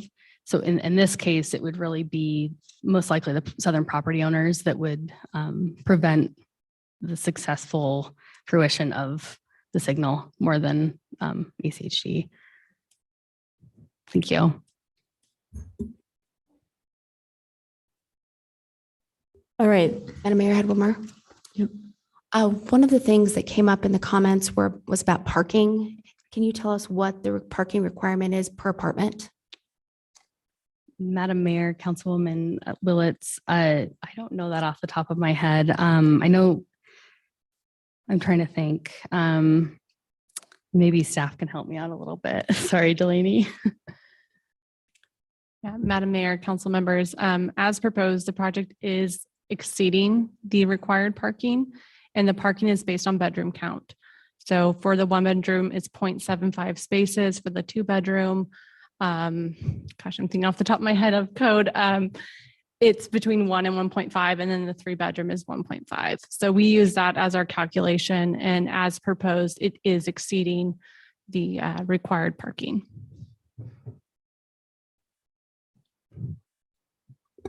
Further questions?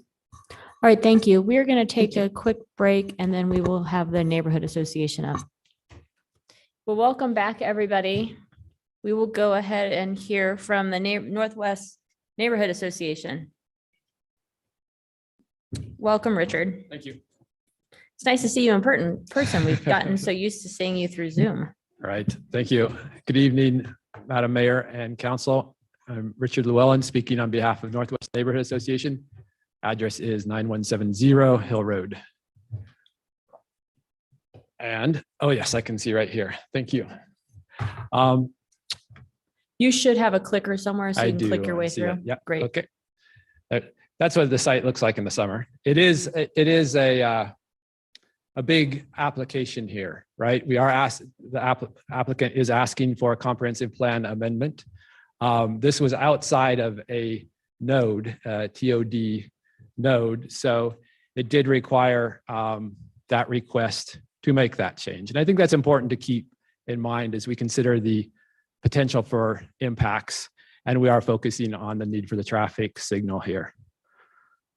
You have seen this before, but it is a requesting a 10-fold density increase over what it would be now at R1A. I'm going to go through this here in a couple of slides, and there's 2 dates here. The 2019 date is important because we've heard about the TIS, the traffic impact study from the applicant. And the reason we're looking at 2019 is because they used 2019 traffic count information at Bogart and then extrapolated to the present and into the future, into the background conditions. And they assumed there would be a 4% annual population growth. So that's just not the case here. There are many different applications that are occurring in parallel. Most of them have gone through planning and zoning in this body. So there's 226 units of prominence. Eagle Hawk has 28 units. All of these are within half a mile or a little bit more. These are all served by the sole intersection there at Bogart that has a traffic signal now on State. Rose Street Townhomes, CBH development, they're approved in 2017. They have about 30 units out of 155 that they built. Limelight's building fast. They have 156. They split their proposal into 2 separate units. So both of them flew underneath the 100 or so threshold that ACHD would have given them more scrutiny. Silver Cloud 2 has 122 units coming up.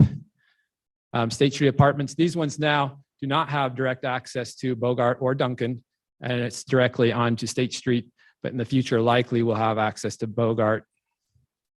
So coming back here, you can see those where those units are, or yellow means that they were approved, they are approved, but were not available in 2019 to go towards those counts. The red means that they're going through the process or probably have gone through the process now, with the exception there of Matlock Village. The tan means they were kind of halfway built out in 2019. And then the orange there is the silos I talked about, doesn't currently have any access except to State Street. So if you add all that up and then you disregard the scribbled area there in orange, that was a 58% increase in population in this area that's served by Bogart, the Bogart Lane intersection. Or if you calculate that annually, that's a 12 to 15% annual growth. It is far, far beyond the 4% annual growth that they use to extrapolate the TIS counts. And that's important. And the reason it happens is because we don't look at concurrent applications. So another way of addressing the same issue is there have been a couple of traffic impact studies or TISs in this area. This was one done for prominence, completed in 2019. I have the letter on the left of introduction. On the right, it's just kind of blown up. So you can just look at the right. Important that both of the corridors currently operate. This is in 2019 at a level of service F during peak hours. That's Hill Road and State Street. No surprise there, probably. And as noted in the traffic impact study, the intersection of Duncan Lane, State Street, and Bogart Lane, State Street are level of service F with or without the prominent subdivision. And this assumed a 2% annual growth rate from 2019. So sometimes it's good, you know, of course, these traffic impact studies are funded by the applicant. You can learn a lot when you look at aspects of them that do not directly relate to the applicant's project. So here, perhaps we see a little bit more objective information regarding traffic. Again, so in 2019, Duncan Lane, State Street, and Bogart Lane, State Street are projected to fail. Oh, that's awfully small. Basically saying that Duncan Lane in 2019 already meets all 3 warrants for a traffic signal at State Street. And ultimately, this is a safety issue. ACHD agreed with us on the September 7th meeting. All of the ACHD commissioners were excited about the possibility of having a signal light sooner rather than later. They mentioned connectivity to the foothills, and to the Greenbelt, and they all recognize that this is a terrible, terrible situation as it exists even now. And with a comprehensive plan amendment and a rezone, it will become much worse if we don't deal with this. Traffic accidents, 215 since 2019 in this general area along State Street, only 1 fatal, fortunately. Let's see. Looking east along State Street, kind of the distance is the existing Duncan Lane. You can see all the construction to the right. Foothills Church, was directly across from State Street or from Ulmer, also wants to build a school. So they will be needing a traffic light there, almost certainly in order to get a school built. I'm lost my, okay, these ones are, you can still see. That's looking at Duncan Lane exactly there as it exists today. You can see kind of a lack of infrastructure. It is currently, you can turn left, right. There are all sorts of different possibilities, not just shutting it down, but also one possibility that has been proposed is to also make this just right in, right out until Ulmer and have Ulmer right in, right out, which just seems kind of terrible to me in terms of access from this area. That would be reducing how much access we currently have. This is kind of just what it looks like along State Street. The mile per hour is the traffic limit is 50 miles per hour. A lot of people travel faster. There is this very narrow shoulder. This is looking east, constrained by Boise Valley irrigation ditch. On this section, so again, if we were wanting to, if the new residents were wanting to go to the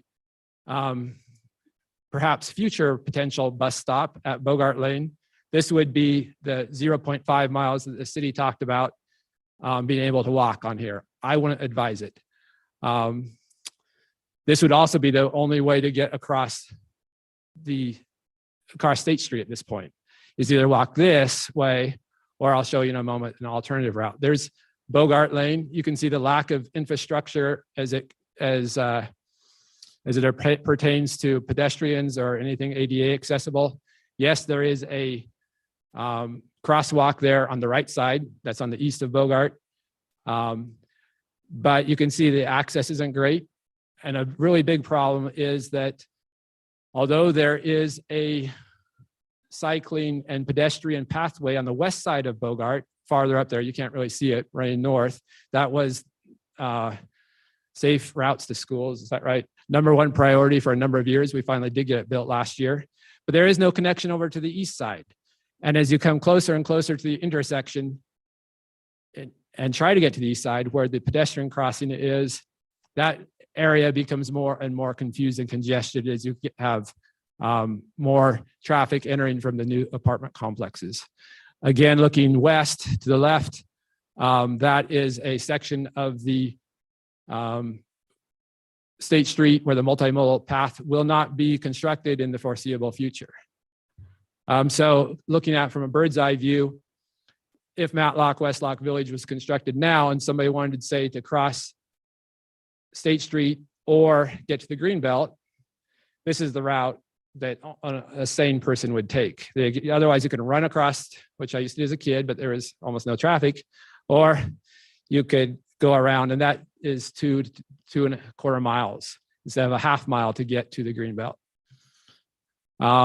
We should continue to think about what's happening to the left, to the west, as those areas develop. Where is that traffic going to go? That's primarily a concern for cut-through traffic there on the West Sloan Street. That is a nice little neighborhood, but it always has cars parked on both sides. And if people are commuting rapidly to get to an intersection, regardless of where it is, this is going to be an issue. I hope that, well, I think the applicant did ask for some traffic calming devices, some bulge outs, which was good. And in general, let me just stop and say, we haven't fought this as hard as you often see us fight things, even though it has a really big impact. But part of the reason is because the applicant has done a good job of reaching out to us and trying to move forward. Unfortunately, now we're at this impasse where, up to a week ago or so, we didn't think we were going to get here. We thought that we would be in agreement, but here we are. And this is our point where we need to fight to make sure we get that traffic signal sooner rather than later. The emergency bollards were mentioned, which we appreciate, and it looks like that those are going to happen there. So traffic won't come from the new development into West Sloan Street. But this is, again, fundamentally a safety issue. As I understood it from the ACHD commissioners, it is their recommendation that there is a traffic signal before people move in to this new development. The fact that the traffic impact study was accepted does not mean that in no way changes the motion and decision of the commissioners on September 7th. So as I understand it, what stands is the ACHD's recommendation at that point to have a traffic signal before building occupancy. I understand, we all understand that it is a problem to get those right-of-ways on the other side. We managed to broker a meeting with ACHD commission and, well, one member of the commission, but well, she left for reasons because the application wasn't before them yet, but with Director Wong and the applicant, and we'll work to do so again if necessary. But this is a really big ask. It's a comprehensive plan amendment, and we need to have this infrastructure now instead of later. So, and this is the time to do it. Yeah, I guess that's all I have, but I'll stand for any questions. Thank you. Thanks, Richard. Questions? Richard, Yes, it's good to see you. thank you. Welcome. So you said, first of all, that you talked about what can be built today, and with the comprehensive plan amendment, what might get built. Given everything that's happened here, would you agree that it makes sense to have multifamily on the State Street edges, and that it would say, in other words, would single family work here? Yeah, and I'll step back a little bit. I have my own opinions. I think our neighborhood's best expression was in our neighborhood plan. And we did, it was a difficult process, but we did essentially accept the idea that there is rationality to having higher density along State Street. And now our goal is to make sure it happens in a way in which the infrastructure, and it happens where it really is a place that people want to live, because it's a challenging area. And I'm sure you know that if you drive by or attempt to walk along that route. So I'll defer to the neighborhood plan, which was a group effort, and we do accept it. So. Thank you. I appreciate that. And that was exactly going to be my question then. So in accepting it, though, you're saying it needs to be done well, it needs to be done right. We need to have the infrastructure. Right. So were you at the ACHC meeting? Did they have any discussion about why they would or would not be willing to use eminent domain if needed to get those two little corners? Yeah, and so we had two different meetings, one a private meeting with the applicants and Director Wong and some staff members. And then we had the public hearing. I think it was fairly well characterized how the applicant characterized it, in that they would prefer not to do it. Right. It has, in general, it's not something that they want to, by it, I mean, use eminent domain or in some way force an easement, but they didn't say they wouldn't. It was more as if, well, you guys do it first, and or you try. And I can believe that there isn't a clear timeline, however, as to, and it's something I think that our neighborhood, of course, before the election coming up is a better time than afterwards, but I think it is something our neighborhood would continue to try to get a reasonable timeline. But reasonable for us is when the occupants move into this area and the impacts become much greater. Thank you. Yeah. Then final question, if I could. If there is a light at Ulmer, to me, it still makes sense to have a right in and right out at Duncan. Does the neighborhood have any position on that? I haven't heard a lot. I was just thinking as we're having this discussion, how that could be a nice way to allow bus access. If you took a right in on Duncan and swooped around and came out on Ulmer, where you'd need a traffic signal. Because that is, of course, one of the challenges in this area. We get frustrated because we call it, transit-oriented development, but it's awfully hard to stop a bus safely on State Street with the 50-mile-per-hour traffic, et cetera. So I have not heard. I want to be a little careful because I can imagine there may be some people across Duncan who are thinking, well, wouldn't it be nice now if we have a quiet street? So there may be people who are looking forward to that. But yes, I haven't heard a lot about it. Thank you. Yeah. Appreciate it. Richard, I want to build on the council president's question because I want to make sure that I understand what the crux is of the issue for yourself and for your group. So you don't necessarily have any objection to the comprehensive plan amendment or the rezone. It really is about the light. Is that fairly characterized? Yes, the light in the sense of dealing with the increased impact to the traffic. Yeah, and yes, that's a fair way to characterize it. All right, thank you. Thank you. Okay, we are going to move to the public. I had Heidi Pearson sign up in advance. Is there anybody else here who would like to testify? All right, great. I'll have you come up, sir, next, and then you, ma'am, after. Welcome. Hi there. Welcome to the party, Heidi, because I have not been, I just received this like a month ago in the mail and I live in that area and the traffic. Will you please share with us your name and address? just Okay, for the I'm record? sorry. That's all right. I'm very Welcome. green at this or novice, so Yeah, you help me along. everybody here. is. Don't worry about it. Okay. My name is Heidi Pearson. I'm on Sultana Lane in Garden City. However, we're property owners. That's why I received this in Matlock area. We own two parcels over there or properties over there. And I have seen more accidents. I'm not opposed to development. What I'm opposed is car accidents and deaths and people and traffic and the infrastructure that can't take it.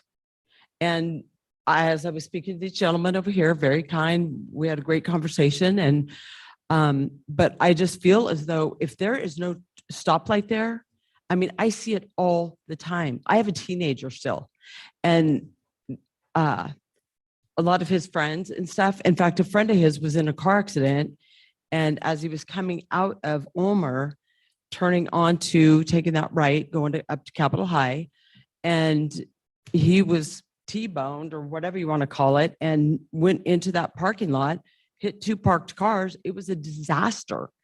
And we see stuff like that all the time. And there's got to be, and that fire station, without that fire station and that stoplight, I am so not good with this. I've lived out there for 18 years now, and I've seen the development. I'm not against development. I think it's wonderful. I'm all for that. But without the good infrastructure, I don't sleep well at night. Since I got this card, I'm waking up going, I got to get to this meeting. I came last time and then it got pushed off to this time or whatever. You know what I mean? Yeah. So I'm like chasing this thing around going, oh my gosh. And like, I'm a little late to the party, I guess, because this has been going on, as they informed me, for a while. But I definitely just want you guys to hear from me and know I live in that area as well. And I mean, I don't know, the joke around town to me is people go, haven't you been to Eagle Road lately? And that's what I feel like State Street is becoming right now, is Eagle Road. I mean, it's constant traffic, both direction. I go to leave my house at 11 o'clock in the morning. And what I was going to mention is just down the street, if you're going east on State Street in Garden City, Wright Brothers is building on the Boise side. They're also building 200 more apartments. It's an empty lot right now. And I believe it's already been approved. And they're going to build 200 apartments in there. The impact, that's 400 people right there, I would assume. I mean, if you figure two people to, a dwelling, that's 400 more people driving up and down that street. And it just seems like the impact right now without that good infrastructure, I'm just totally opposed to it without that, just for the safety of people. Thank you. So I don't know if you have any questions or. Yeah, I was going to see if anybody had any questions for you. And I'm glad you found the thing. Thanks for coming back. We hadn't noticed it properly, so it needed to be pushed to today. But appreciate your persistence. Yeah. But I'm just really concerned. I would really hope that respectfully that you would take that into some real big consideration. I mean, again, all for development, but without that right infrastructure and walking, are you kidding me? I tell my kids from this age, I'm like, I ever see you on State Street walking, even 15 years ago, I go, I will have a conniption fit. It is, you can't walk up and down there. It's horrid. I wouldn't wish that on anyone. I pulled over one day, some older woman walking. I stopped to ask her if I could take her somewhere. I'm like, this is crazy. You can't walk down this street. All right. So Thank you. thank you very, Very much for much. hearing me. All right, sir, come on up. Good evening. My name is Nick Gage. I live at 9480 West Sloan Street. Thank you for the opportunity to speak tonight. I don't want to be redundant. Richard covered everything, all my concerns. He did show a slide with kids on Sloan Street. Those are my Those are your kids. kids, yeah. Yeah. So the density is hard for us to take, and we'd like our private street, but we understand that's how it is. But the light and the ability to get over to the green belt was making it palatable for us, but without it, it's hard to take. So I just hope you guys put safety first, and then yeah, we're fine with it as long as it's built right and we could accept it. Great. But without it, we'll be pretty bummed. And I've lived here my whole life. I grew up out in Star, so I mean, I'm glad to see it growing in ways and sad in others, but if it's built right, it can be fun. And we do look forward to getting across the street to go to the green belt instead of going clear down to Yeah. Eagle. So thank you. Okay, thank you. All right, ma'am, come on up. And if anybody's online for this, just raise your Zoom hand. Oh, the clerk's saying no. Okay. Hi, Madam Mayor, council members. My name is Kathy Buchanan. Could you get just maybe a little closer to the mic? Oh, thanks. yes. My name is Kathy Buchanan. I live at 7565 North Misty Cove Avenue in Boise, which is just a couple blocks from the proposed project. Myself and probably 180 other people in my neighborhood that I've talked to will drive to Bogart through the neighborhood to get a light, because that left out is taking your life in your hands today doing it. So I think the discussion about right in, right out for the project doesn't really address the heading east, traffic from our neighborhood well. I attended the ACHD meeting, and they, I think, were, were approved and appeared to clearly support the signal. So I was a little surprised to hear the mention about a potential taking. I mean, obviously that's not the way they want to do things. I get that, but that is something that happens often. And I would hope that the applicant would be able to succeed in negotiating the development agreement to the conditions that have been imposed thus far, and would really like to see that stick in the final approval of the project. I think it's really critical to the safety of the neighborhood. Thank you. Anyone else? Okay, before we go to rebuttal, which is the applicant and the appellant, all the same person, I want to see if there's any further questions for staff. Councilmember, go ahead. Madam Mayor, this kind of already came up, but maybe I just maybe I didn't hear it right. So at the Planning and Zoning Commission meeting, it seems like reading through the transcript, they made it pretty clear that everything was contingent upon the approval. So my question is, during that discussion, did they discuss if that wasn't going to be approved, the alternative that's been proposed as far as a temporary mitigation? Was that discussed in that meeting? Madam Mayor, members of the council, the added condition was what they landed on to feel comfortable moving forward on recommending approval. Although we did discuss the alternate mitigation, it didn't seem to address their concerns. Great. So Madam Mayor, just following up there to make sure that I heard that correctly. It was discussed, the alternative mitigation, and the planning and zoning didn't find that enough. And so they conditioned the light. Correct. Great. Thank you. Madam Mayor? Yes.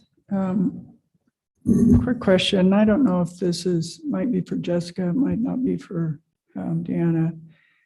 The question is, what ability do we have to influence the condition of this light? In other words, I'm looking at this, and whether this development goes in or not, the conditions are already such that we need to do something here. If we don't approve this development, it means that there's a likelihood that some of the infrastructure that would serve this will not get built, and there'll be more need to spend public dollars to do that. If we do approve it but don't require the light, do we have any ability to influence how quickly the light actually gets built?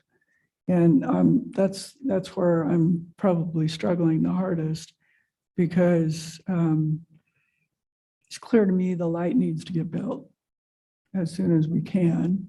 There's a lot of lights all over the valley that need to get built as soon as possible, probably. And this seems like a real huge opportunity to get most of this particular one paid for by a development. And I don't want to lose that opportunity. So I don't know if you have anything that is enlightening. You guys been in discussions, I know, and also talked to ACHD. Madam Mayor, members of the council, essentially ACHD has acknowledged the need for a light at this future intersection. Unfortunately, without a land use decision and a development going in, that Ulmer Lane extension will not come to fruition, and therefore the light would not come to fruition until such time. So it's a little bit of cart before the horse here, which one's going to go first. And I think really the contingency on the light being constructed in a timely manner is contingent on two private property owners. So it's definitely a difficult position that staff has recognized as well. So I'm not enlightening, just confirming. Thank you. This points out the difficulties of having these split agencies. Madam Mayor, one other question, and this is one it's perfectly fine to say, don't know. I'm not the historian for the city of Boise, but one of the things that I'm having a hard time with is that the adverse impact that was mitigated was the transportation infrastructure. But the parties who hold the power over the condition are these two landowners who aren't the transportation infrastructure. And so the issue is obtaining consent from these two landowners, or purchasing their property or purchasing an easement to mitigate the transportation issue. But they're not the transportation party, right? The transportation party is the public and to some extent ACHD. And I wonder, how I can understand a little bit how we got here. There was some change in circumstances with understanding how the intersection works, but can you think of any analog in our past where we've ended up in this situation where a private party is sort of enriched procedurally or given outsized negotiating power because they hold the key to the public good, safe transportation? Is this something that's happened before that we've navigated in some way, or we've helped as a city? Is it a basis in our code to go back and do something completely different so we don't have the mess? Are there any analogous situations in your mind? And if, again, it's okay to be like, nope, there's not. Madam Mayor, members of the council, I don't have a specific example on hand, but in consultation with our legal team, there have definitely been cases, state cases that they can point to where this might not be a proportionality issue. The condition may not be proportional to sort of requiring a nexus. So we would point to that as potential there that this condition is a little bit of an overreach in the fact that we need those two private property owners to be coordinated with in order to satisfy the condition. In the proportionality conversation, just without getting into any of the advice, just at a high level, kind of about how it works, is that, you know, proportionality is something relative to something. Is it the burden of the mitigation as weighed against the seriousness of what's being mitigated? Is that the proportionality that was discussed, or is it something else? Madam Mayor, members of the council, I might point to Rob here, but just to try to address that, it's because the applicant is also constructing a large portion of Ulmer Lane that bisects their property significantly and therefore impacts a lot of build options for buildable space, that adding the signal on top of that, including the 12-foot wide pathway, I can point to a number of conditions here, that by adding that signal, now we're getting in up there with how much we're asking for versus what's being proposed. Understood. That makes sense. Thank you. Madam Mayor, Yes. I think you can see that we're trying to figure out what our options are here. So thank you for helping us with that. And I'm going to ask this question a little differently. So flat out, I think we need a light there. I drive there. I believe that. So let's say that the condition remains in place, that there's a light. If there is a ton of development that goes in, cost, you have beautiful apartments and waiting for people to move in and they can't, then what? And then let me say here, because the owners of the opposite side of the street will not allow the light. What's our remedy? Is there one? Yeah, Madam Mayor, members of the council, in the event that the right-of-way does not get dedicated by the property owners south of State Street, this whole site could essentially be built with improvements without any occupancy granted. So essentially you're looking at a fully built project without occupancy, which is quite a risk for the developer to pursue. Follow up, Madam Mayor. So there's no other remedy. There's no other appeal. There's nothing else there's no way to go to the plan B that they're suggesting now. Madam Mayor, members of the council, the way the condition is written is pretty straightforward. The signal needs to be constructed. It doesn't say by whom before occupancy is granted.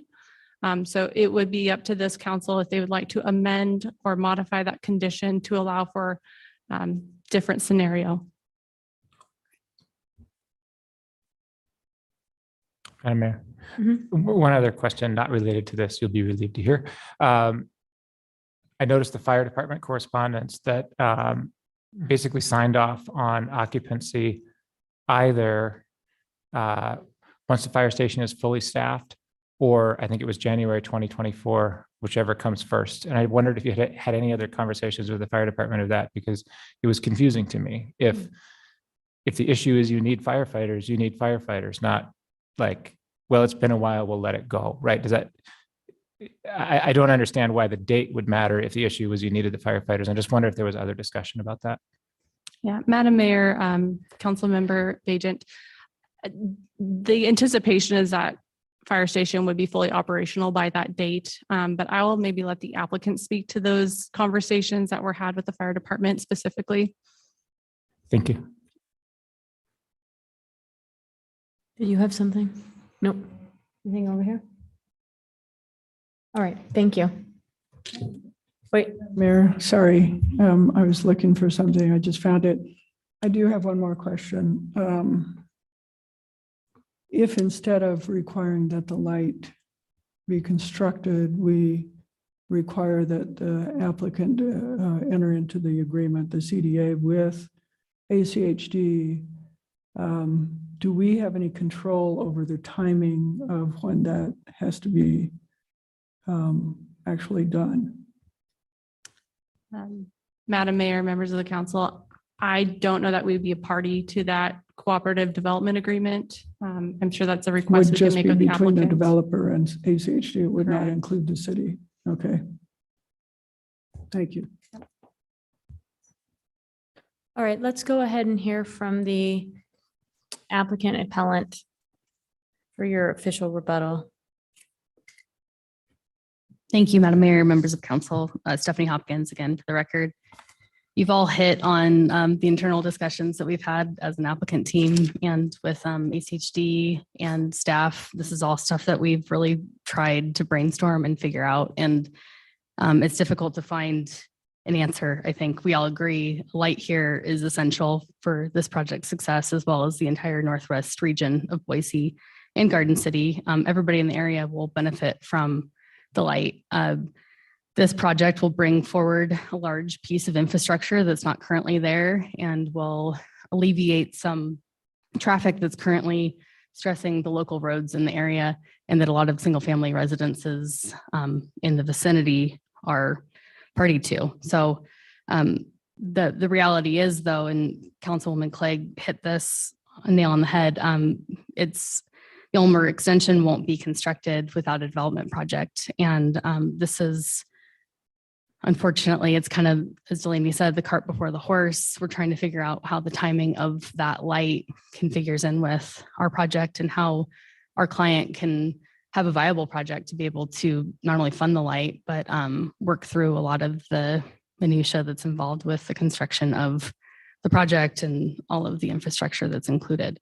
So, we've coordinated with the Northwest Neighborhood Association, Richard and Kathy a fair amount, and have met with ACHD both privately and in a commission meeting to discuss the light and the Ulmer Road construction. And I still have not been able to find, the timing that would be most appropriate. And that's why we're asking that we can modify the PUD condition that's attached to our approval. And we provided some verbiage that we think would provide some viable options for how we might reword those or that condition to make it obvious that the applicant and the property owner is on the hook to make sure that the light is installed without being kind of held by other property owners. So let's see, I don't know that I probably need to address too many other things, but I will speak to Nick's comments. Sloan Street is going to be continued through. We initially had tried to stub it with a cul-de-sac, but ACHD policy and the city's policy is to continue roads through. As such, we will be doing some traffic calming. There's some bulb outs that are located next to a common lot, so that'll help to hopefully alleviate some of the traffic that comes through. And we will be making an emergency access, like I mentioned, from the parking lot north onto Sloan Street. So hopefully that'll alleviate our residents' traffic from going north onto Sloan Street and using that as a connection. And we had a chance to speak with Mrs. Pearson and appreciate her comments. We're certainly sympathetic. This area is obviously very busy. The engineering firm I work for had an office right across the street from this project, and I'm very aware of what traffic looks like. And I think, Ulmer Lane is the solution and will help to take a lot of traffic off of the local roads and help people to get to a signal eventually when it's merited by ACHD. The option B that we've discussed is, I think, a viable option to use in the interim until we can get the cooperative development agreement and everything worked out with the adjacent property owners. So I think as far as the fire station letter, we've met with Chief Bisogno a couple times, and it was determined that they're on board and really motivated to get that fire station constructed. It's been on the radar for quite a while. And I think it's posted for 2024, the spring of 2024. And he was pretty confident that that would happen 2023. So that was why he felt comfortable writing that letter and allowing occupancy to happen sooner than that. And I think the motivation for him probably was to be a good partner with our clients so that they could put forth a great project for the city of Boise. So that maybe sheds some light there. And Richard mentioned the traffic impact study data was from 2019, and I believe that was due to a road closure, and the traffic engineer used that information and extrapolated it to the best of their ability to make sure that they were accounting for traffic. So with that, this is going to be a great project, and we really look forward to working with the city more on it, and appreciate your consideration on the PUD appeal, as well as the comprehensive plan map amendment, rezone, and subdivision. So thank you. Thank you. Madam Mayor, Yep. based on your experience in all these conversations, this came up earlier in your earlier presentation. I've been thinking about it. Like, is your view that requiring the light may make it less likely to get the light because of the outsized negotiating power of the property with the right-of-way issues? That's like part one. And then part two is, in a different universe where ACHD had said, yes, we will seriously consider a taking in this situation, would that fix the negotiating problem? So you'd be able to bargain fairly and evenly with these parties. Sure. Madam Mayor, Councilman Bajent. For part one, I think,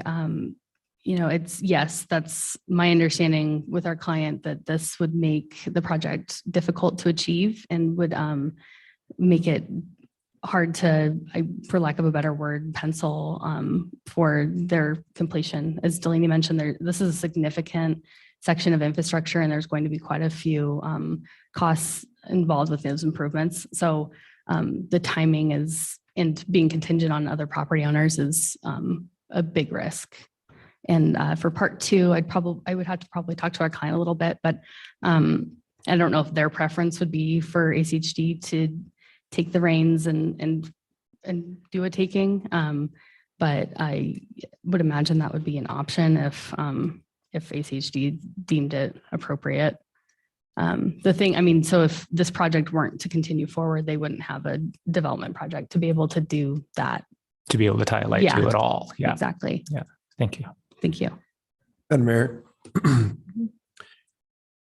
Question for you. It's in Foothills Church's best interest that a light goes in here. It's going to be a nightmare for them to get in and out with all of these folks going both directions when there's 300 people getting out of church on a Sunday. So, I mean, I would have to imagine that at least them, this being their main exit, would be on board for it. The conversations that have been had with them at this point.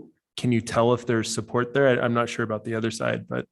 Madam Mayor, Councilman Halliburton, yes, there've been several conversations with that property owner as well as the property owner to the east, and they are, I believe, in support of having the intersection in the light. I know the Foothills Church is maybe more in support because they have a large number of folks that come and go. I think the risk is basically that we just don't know for sure what the terms of that agreement will be at this point in the negotiations that are to come forward.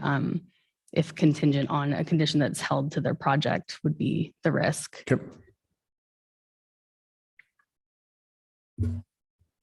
Madam Mayor, this is probably a question for staff, but I'm going to ask it of you first. I've just looked at the ACHD 5-year work plan. I can't find, while the improvements on State Street are listed, there's not specifically improvements listed for the intersection. Am I correct? It's not in their 5-year work plan currently? Madam Mayor, Councilwoman Clegg, that's correct.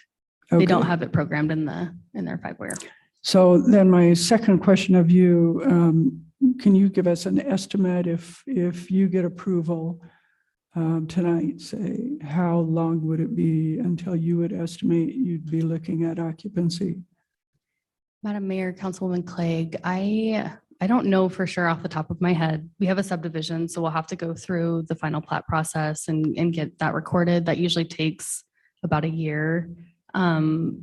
But there are multiple, like we've all been talking about, multiple negotiations and several things that will have to happen with the property owners to the south and ACHD before I think we would even probably pursue that part. Then of the you project. can't, yeah, that's just a construction. Then you have to construct before you, yeah, okay. Exactly. So my question is there time to get it in the 5-year work plan? The intersection, there probably is. Madam Mayor, Councilwoman Clegg, I'm not sure. I can't remember if we've talked about that with ACHD or not. And I don't know what their likelihood of prioritizing it would be. I think, when we went with them, it was obvious that they saw the need for it. I don't know that they would prioritize it though without a development application. I'm not entirely sure how their process works. So. I don't City know if- does have some power there. That's one of the things Oh, we do okay. have. Okay. Thank you. Thank you. Anything further? All right, let's go ahead and close this public hearing. Thank you. Madam Mayor, I don't know if we want to start with some discussion or go ahead and make some motions. I guess I'll start with a little bit of discussion. I think I know where I'm headed, but would like to understand if others think this makes some sense. I think we've heard that the neighborhood agrees that this is an appropriate place for this kind of density. They don't love it, but they've learned to accept it. And if it is going to get built, they want it to be safe. I think we'd all agree with that. I think the development itself has a lot to offer in terms of the new roadway connection and the multi-use path along State Street. And so what remains is, what happens with the light. I think it's frankly in everyone's best interest to have the light there. But having said that, requiring the light to go in before the development has its downsides, as was pointed out by Councilmember Bajent. On the other hand, given the time between now and when this development might actually be occupied, the city does have time to work with ACHD to both add the intersection to the 5-year work plan and ask them to prioritize it. That's probably the one lever that we do have to get something like this done. The fact that there's funding, or at least a fair amount of the funding that would be required to do that, takes away the one argument we always hear from ACHD about why not to add or prioritize something. So given that, I'm leaning toward following the staff recommendation. Madam Mayor, I feel like this project has itself in a couple of chicken and egg scenarios. First, we heard about the need for an intersection, and that intersection with the light really opens up a lot of connectivity, which is great. However, it's really probably very difficult as a developer to go out and get financed when you have such a huge contingency that's completely out of your control in so many ways. And so I appreciate that scenario. Also, we heard a lot from neighbors tonight about the poor condition of infrastructure along State Street. And that's a lot of the reason why we voted to establish the State Street Urban Renewal District, is to improve the infrastructure. Another way to do that is by approving developments that put in amazing infrastructure like multi-use pathways along State Street to make it safe to walk, safe to bike, safe for folks in mobility devices to get around. And as this corridor develops out, those multi-use pathways are the preferred configuration for that pedestrian and bike and access infrastructure. So you'll just see more and more of that. It'll be great. If anyone was here for our work session, you would have also heard from the fire department, who are very excited to build Fire Station 13. And they gave us a rundown of their plan, including some renderings of what that facility is going to look like. It's going to have the fire department. There will also be a small office for police so that they have a place to sit down and do their work on the northwest end of town too. So that'll be a really great asset and a really great addition. Also, we'll have a multi-use pathway on that side of State Street. So I mean, it's really tough to be in that situation where like we need a light here. There's a lot of things that are going to go into that. But I really think that the development begetting the need for infrastructure is not a bad thing. And I think that we can approve development work on the infrastructure in the meantime and get there by the time that folks are ready to move in, to the benefit of the entire neighborhood. Madam Mayor, I'm it gonna sounds like propose we're moving toward. Yeah, we need a motion on that. This is getting Yeah. into deliberation. Thank you. So we need to do this in the right order. I would move that we approve CPA 21-7 KM Engineering 9474 West State Street Comprehensive Plan Map Amendment on approximately 10 acres to change the land use designation from compact to high density. Second. We have a motion and second discussion on this one. Not on this All one. right, clerk, will you call the roll? Halliburton. Yes. Sanchez. Yes. Willetts. Yes. Woodings. Yes. Bajent. Yes. Clegg. Yes. All in favor, motion carries. Madam Mayor, I move approval of CAR 21-45 KM Engineering 9474 West State Street, request to rezone approximately 10 acres from R1A Single Family Residential 2.1 units per acre to R3D with a development agreement at 43.5 units per acre with the following additions to the development agreement. That the development connect all parking lot sidewalks to the multi-use pathway on State Street. That the development explore leaving Duncan Lane open as a ride-in, ride-out, even after the light is installed on Ulmer, and that the development work with our urban forestry department to plant as many class 3 trees as is feasible. Second. We have a motion and a second discussion. Madam Mayor, Yes. I guess maybe one question here for the motion maker. There's a chance that the street Duncan won't go through. And I'm wondering if it's worth including to connect the sidewalks or a pathway from Duncan to the multi-use path if the street doesn't go through. Sure, I'd be happy to add that as a fourth condition. Great, thank you. I agree.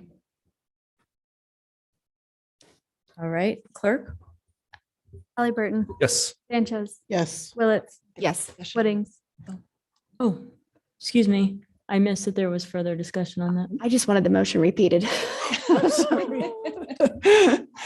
With the the motion amendment.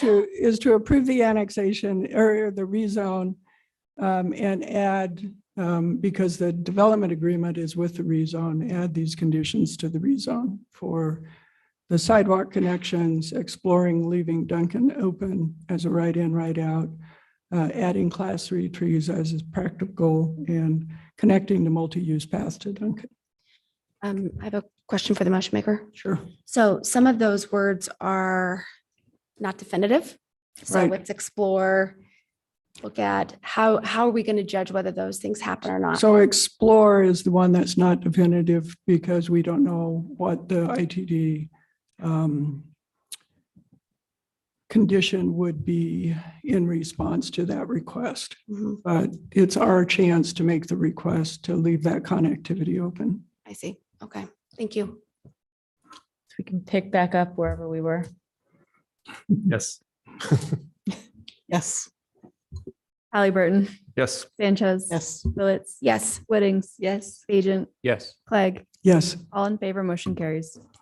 Madam Mayor, I've been told we need to do the subdivision next, so we will, and then we'll take up the appeal. And then, yeah, I propose that then that we make sure that we've got deliberation discussion at the PUD. Yeah. Before, great. Thank you. So Madam Mayor, I move approval of Westlock Village subdivision SUB 21-61 Boise City preliminary plat, KM Engineering at 9474 West State Street for residential subdivision comprised of 2 multifamily lots, 3 single-family lots, 1 common lot on approximately 10 acres in a R3D DA zone. Second. We have a motion, and a second discussion. Clerk, will you call the roll? Madam Mayor, I actually do have just something quick on this one. I think it's great, all the thing that's happening with the subdivision. So excited about the pathways. Third time that this has happened today that we've been discussing pathways. I wish there wasn't so much surface level parking, and I want to make sure that I have that on the record because when we're talking about the rezone that we're doing, we have a really clear example of this is what we want to see. And this is sort of like what the exception would be. And this is closer to that exception. So I just hope that as we see more development along State Street, that we really are seeing less surface level parking, but that was not part of this particular plan. Yeah.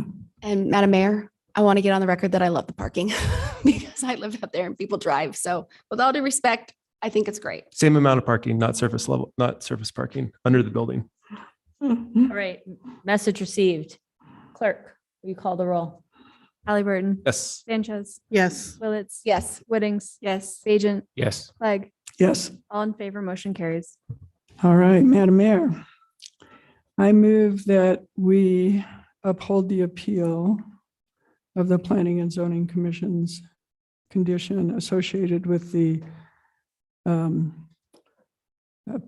approved conditional use permit for a planned unit development of 224 multifamily units and 3 single-family units on 10 acres and R33DA to have a stoplight installed at Ulmer and State before occupancy, and instead substitute a requirement for a cooperative development agreement between the developer and ACHD to make every effort to install that stoplight, to set aside the funding to fund the stoplight, and to encourage everyone to get the stoplight done as quickly as possible. Second. We have a motion and a second. Madam Mayor. Discussion. Yeah, so my intent in making this motion is that we allow the development to go forward and that we impose on ourselves encouragement or requirement that we go to ACHD as soon as possible, request that they add the stoplight at Ulmer and State Street to their 5-year work plan as soon as practical, and that they prioritize it within the next 2 years, given that the funding will be available from the developer. So if we take on that responsibility ourselves, we've done what we can to ensure that this gets done in time. At the same time, we've allowed the developer to go forward, working with ACHD through their normal process to see how far they can get. Madam Mayor, I want to take all of my chicken and egg comments from earlier and just transition them to this comment period, which is the proper time to say this stuff. And just add that, yes, I mean, this area of State Street needs a lot of love. And that's why we have a URD. That's why we approve good development that begets good infrastructure and that provides good infrastructure. And this is how we get there. Thank you. Madam Mayor, just adding a little bit of the basis for my agreement with the motion, that one of the challenges here is that there's an adverse impact to the transportation system. And kind of inadvertently, I think, as parties learned who holds the rights to cause this stoplight to be there or not be there, there's an adverse impact to the transportation system where everybody agrees there should be a stoplight and can be a stoplight, except these 2 parties who aren't the transportation system. And so part of the basis for my agreeing to reverse the Planning and Zoning Commission in this respect is that through no fault of their own, not thinking that all the way through, resulted in an arbitrary condition. The condition doesn't produce the result it's designed to produce. And I think in some instances, it may actually make it less likely to happen, as you end up in this mismatched negotiating position. It's less likely that the agreement will be obtained. It's less likely that the light gets there. It's more likely the development won't go through and there's no light ever. So the condition, I think, is arbitrary to the purpose it was supposed to serve, which is the transportation mitigation. And so that's the basis for my supporting the motion. Madam Mayor, I just have a question about the motion to make sure that I understand. So we are we're upholding the appeal, but then so they can go forward without the light. But then at the same time, we're saying we're going to work with ACHD to get in their 5-year plan so that the light will be there. And we're also requiring that they enter a cooperative development agreement with ACHD to fund the light and plan the light. The developer? Yeah. Okay. And Madam Mayor, I didn't clearly state my reasons for upholding the appeal, if I might. I think the requirement of the light before occupancy is out of scale with the impact of this development overall on State Street. And because of that, I feel like the condition was in error. Madam Mayor. I do feel like the Planning and Zoning Commission was in error because they didn't know at the time that on the other side of the street that they didn't have the easements for it. And if they would have known that, I don't know that they would have been able to have made that decision. So I completely agree with that. I don't know if they would have known that, if they still would have approved it or not, because I think that there certainly is some other issues that have to be addressed here. And, I wouldn't be opposed to taking any measure necessary to make sure that we can create a safe crossing at that street for everyone. And I would hope that ACHD would at the same time. There is going to be an intersection here at some point. And, I think that we've got a responsibility to make that happen. There's another intersection not too far down the street. It's far down the street if you're walking, not too far if you're driving. And there's probably something that needs to be addressed with a 55-mile-an-hour speed limit that goes between the two of them as well, as far as people walking on the street. And so I think that there's a lot of conversations about safety that need to happen on State Street, and some serious conversations with the amount of people that are moving into this area, a crossing in that area right now, and speeds that are also appropriate to complement that as well. So I would add that as well.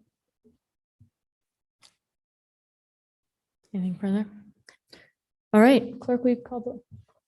Actually, Madam Mayor, I do have a comment. This is obviously super tricky and everyone has said that, and you are between a rock and a hard place. And I appreciate that the council president is trying to find a way to make this work. I don't think any of us want you to put in a massive amount of investment and then have it sit empty. That doesn't sound great. It doesn't sound like a good service to anyone in the city. I just can't get over the fact that there needs to be a light here.